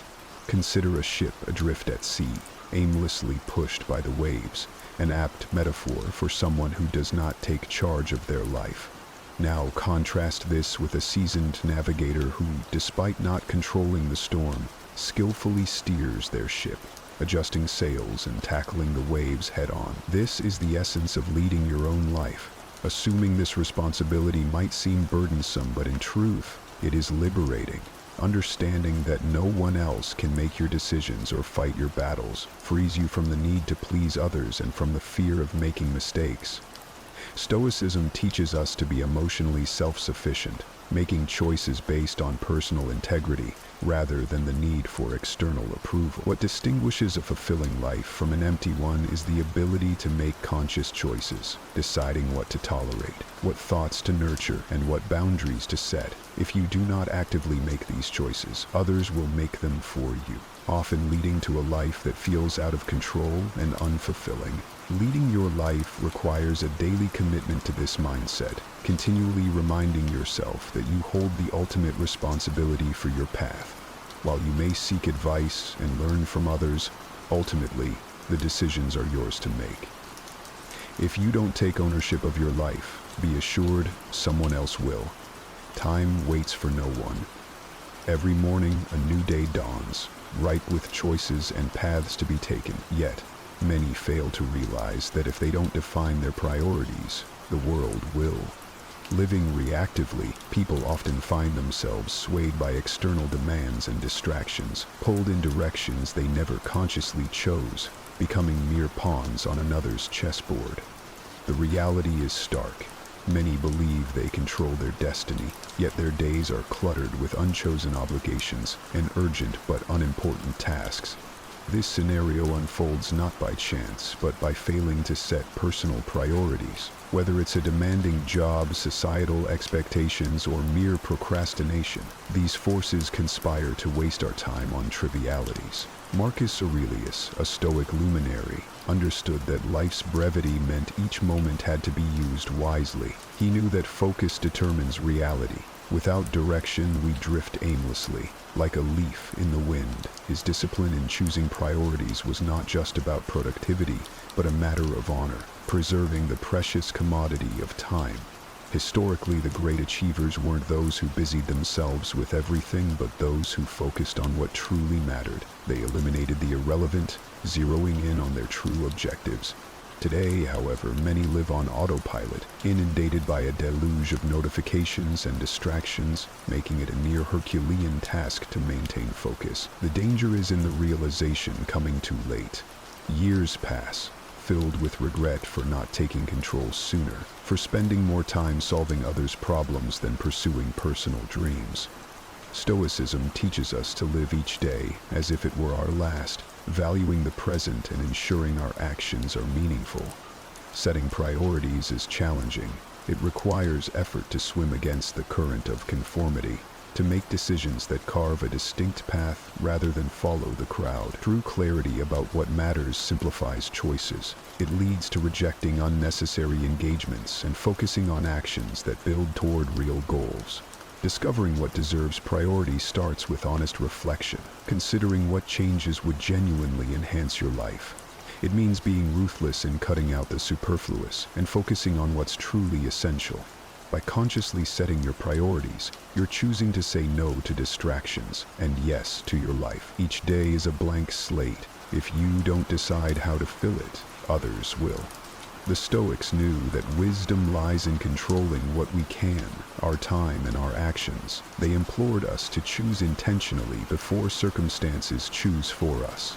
Every day, many people find themselves merely reacting to their surroundings, buffeted by the whims of external forces. Whether it's a rude remark that stirs anger, a traffic jam that breeds impatience, or bad news that saps spirits, reactions often seem automatic and out of control. But living this way means never truly holding the reins of your own life. The Stoics, including Marcus Aurelius, understood this deeply. They believed that to live a fulfilling life, one must not avoid challenges, since difficulties are inevitable, but should learn not to be governed by knee-jerk reactions. Marcus Aurelius, ruling over a vast empire, could not afford the luxury of reactive leadership. His strength came from a deliberate approach to action, a profound understanding that he must choose responses based on wisdom, not whim. The contrast between those who lead their lives and those who merely react is stark. Reactors are constantly at the mercy of external conditions, scrambling to address issues after they arise, often feeling victimized by their circumstances. However, true leaders shape their own paths. They anticipate challenges and set a proactive course for their lives. If you've ever felt upset by unexpected events or minor irritations, it's likely because reactive living grants these externalities power over your inner peace. Remember, the world is inherently imperfect, filled with challenges and provocations. The key is to change not the world around you, but how you respond to it. Consider a storm.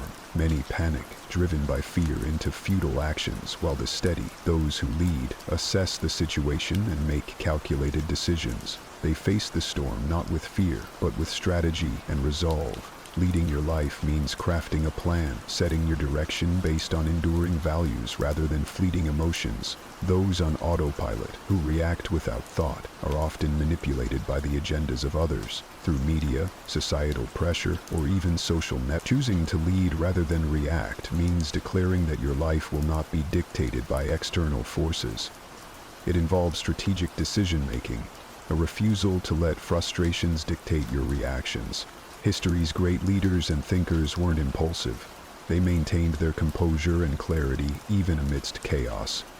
Now, ask yourself, are you living by your principles, or are you reacting to the world around you? Are you making conscious choices, or are you merely trying to keep up with life's demands? True change starts when you realize that not every provocation requires a response, and not every challenge must deplete your energy. If you find yourself constantly putting out fires, consider whether you're letting external factors steer your life's direction. Stoicism teaches us that we control only our actions and responses, nothing more. This means you have the power to choose calm over agitation, solutions over despair, and progress over stagnation. Time is relentless. It doesn't pause or look back. While it passes, those who lead with intention carve out meaningful existences, moving steadily toward their goals. In contrast, those who react drift along, often looking back with regret at time misspent. Not all battles in life are fought against external forces. Often, they are within the circles we choose, among people we share our days with. Unfortunately, not everyone in our lives serves to strengthen, support, or inspire us. Some may subtly drain our energy, diminish our motivation, and undermine our confidence, pulling us back rather than propelling us forward. Stoicism teaches us to protect our minds from factors beyond our control, including the negative influences of those around us. Seneca, a Stoic philosopher, cautioned about the company we keep, noting that the wrong associates can corrupt even the strongest spirits. Reflect on this. If someone consistently devalues your achievements, ridicules your dreams, or undermines your self-esteem, why allow them space in your life?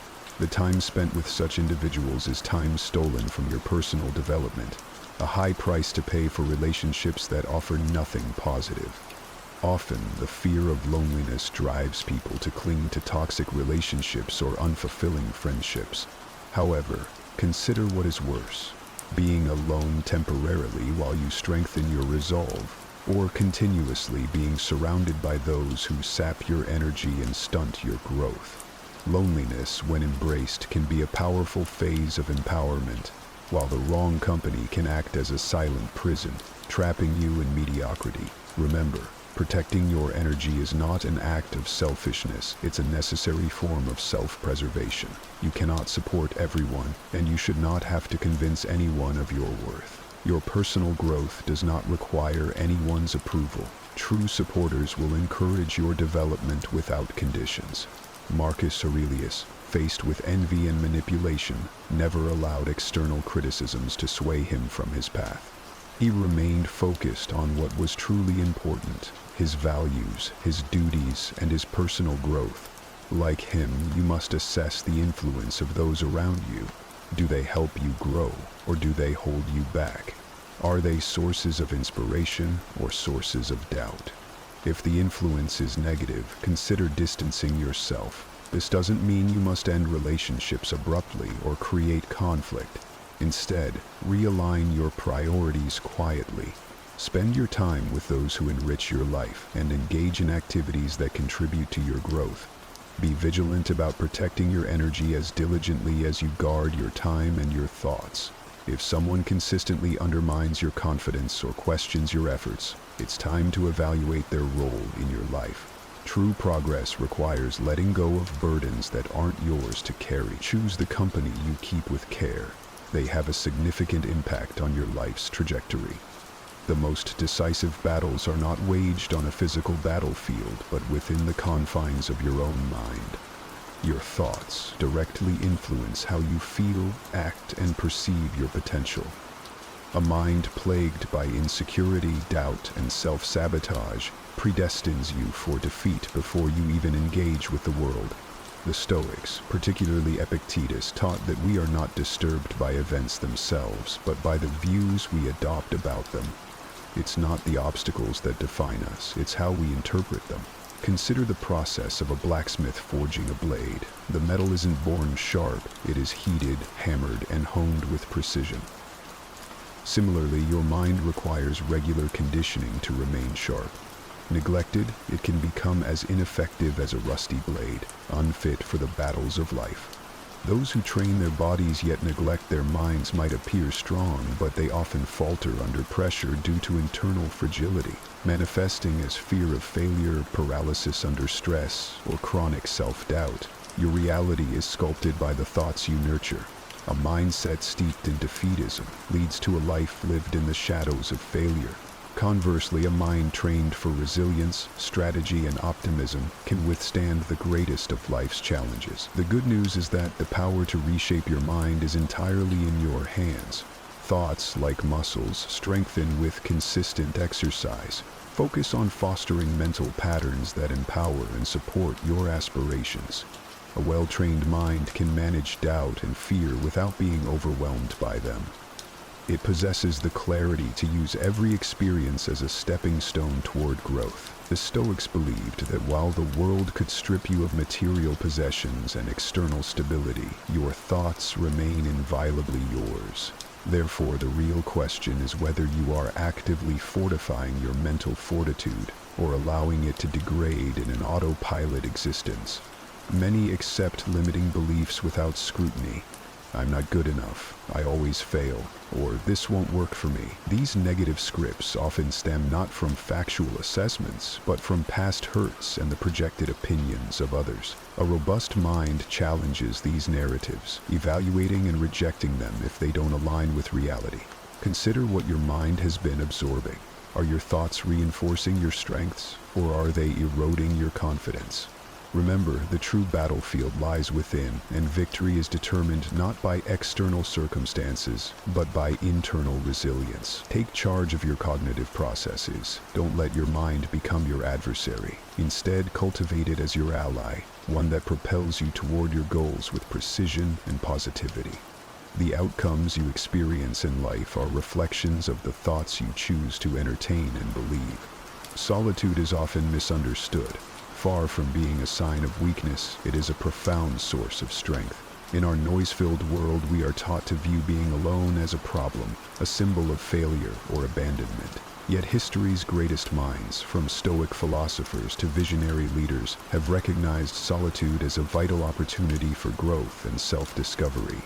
The Stoics, in particular, valued solitude not as a curse, but as a precious gift. Marcus Aurelius, surrounded by the demands of his empire, cherished his moments alone for reflection. Epictetus, from his humble beginnings as a slave to becoming a revered philosopher, emphasized the importance of finding peace within oneself rather than seeking it through others. Seneca, through his letters, spoke of how true loneliness isn't about the absence of others, but the inability to be comfortable in one's own company.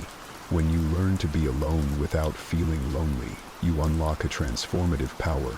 Solitude becomes not just a momentary retreat, but a space to engage deeply with your own thoughts, to reflect on your actions, and to plan your future. It is here in the quiet that you can truly listen to your own voice and forge a formidable inner strength that external circumstances cannot shake. Many avoid solitude, fearing the discomfort it may bring, filling their lives with endless distractions, social media, entertainment, and superficial interactions to escape facing themselves. But avoidance keeps you weak. It leaves you unprepared for life's inevitable challenges. Being alone should not be equated with being lost. On the contrary, it offers a unique chance to find yourself, to understand your desires, and to cultivate resilience. Consider this: the most intense growth often occurs not in the presence of others, but in the solitude of one's mind. Like warriors who train away from the battlefield, individuals who embrace solitude use it to sharpen their minds and fortify their spirits. They emerge not only ready to face the world, but also to shape it according to their vision. The challenge, then, is not to avoid solitude, but to embrace it, to see it as a vital phase of self-development where you can establish a foundation of self-sufficiency. This doesn't mean cutting off relationships or eschewing social interactions, but rather ensuring that your relationship with yourself is the core from which strength radiates. In the silence of being alone, ask yourself, are you comfortable with who you are? Are you ready to use this time not as a punishment, but as a profound period of personal growth? Those who master solitude master themselves and become truly unshakable, no matter what life throws their way. Respect is not something you can buy, demand, or plead for. It must be earned. But crucially, it can only be genuinely received from those who respect themselves. Expecting respect from someone who lives in neglect of their own worth is an exercise in futility. The Stoics taught us to focus on what we can control and to disregard the rest. Marcus Aurelius, in his Meditations, emphasized acting with justice, integrity, and wisdom, irrespective of how others treat us, highlighting that those who do not respect themselves are often unable to genuinely respect others. Reflect on the times you felt disappointment from not receiving the acknowledgement you deserve. Consider the energy and time spent seeking approval from those who do not even value themselves. Such efforts are doomed from the start. Respect mirrors the appreciation visible within one's self. It cannot be forced from those who have none for themselves. Many try to win over individuals who undervalue everything. They fail to understand, however, that you may appear as a threat rather than a figure deserving respect to someone entrenched in mediocrity and self-pity. Those lacking principles might feel threatened by your discipline and integrity, responding not with respect, but with minimization or ridicule. The Stoic way teaches us to pick our battles wisely. It is ineffective and exhausting to seek respect from those incapable of giving it. Your role is not to educate everyone on the virtues of principled living, but to embody those virtues yourself without seeking external validation. When you cease to seek respect from those who cannot offer it, you empower yourself. You realize that the only respect that truly matters is the respect you hold for yourself. This internal respect fosters true strength and independence. The Stoics lived this truth. They did not court external approval but found satisfaction in living righteously according to their own moral standards. This realization liberates you. No longer will you expend energy trying to change perceptions that are immovable. Instead, you will live freely, guided by your values and principles, not swayed by the need for external affirmation. True respect starts from within and radiates outward. When you respect yourself and live unapologetically according to your principles, you become truly unshakable. Ask yourself, are you living for the recognition of others, or are you living a life true to your values? Remember, the respect that counts the most is the respect you earn from yourself. Do not waste time on those who have not learned to see their own value. Continue to be steadfast, integral, and forward-moving. True confidence doesn't happen by accident, nor does it suddenly manifest when you need it most. It is meticulously crafted during unseen moments through silent preparation, unnoticed decisions, and seemingly insignificant daily habits that ultimately shape who you are. Many mistakenly believe that confidence springs forth from external recognition, opportunities, or overcoming challenges. However, real confidence stems from actions taken when no one is watching. A warrior's strength isn't proven on the battlefield alone, nor does a speaker's eloquence emerge solely before an audience. Just as a wise person's wisdom isn't confined to moments of decision, all these traits are the results of what has been diligently built in private. The Stoics, including Marcus Aurelius and Epictetus, emphasize that strength is cultivated through routine and discipline, not spontaneous acts of heroism. They knew that the foundation of a resilient life is laid away from the public eye. If you aspire to be formidable when the world challenges you, your discipline must be consistent during moments of solitude. The way you perform when everyone is watching is a direct reflection of what you've practiced in privacy. If your daily life is riddled with procrastination and half-hearted commitments, you'll find yourself unprepared for critical moments. Conversely, if you establish robust habits, train your mind for resilience, and maintain unwavering discipline, you'll be equipped to handle any adversity. Self-confidence doesn't arise from superficial praise or accolades.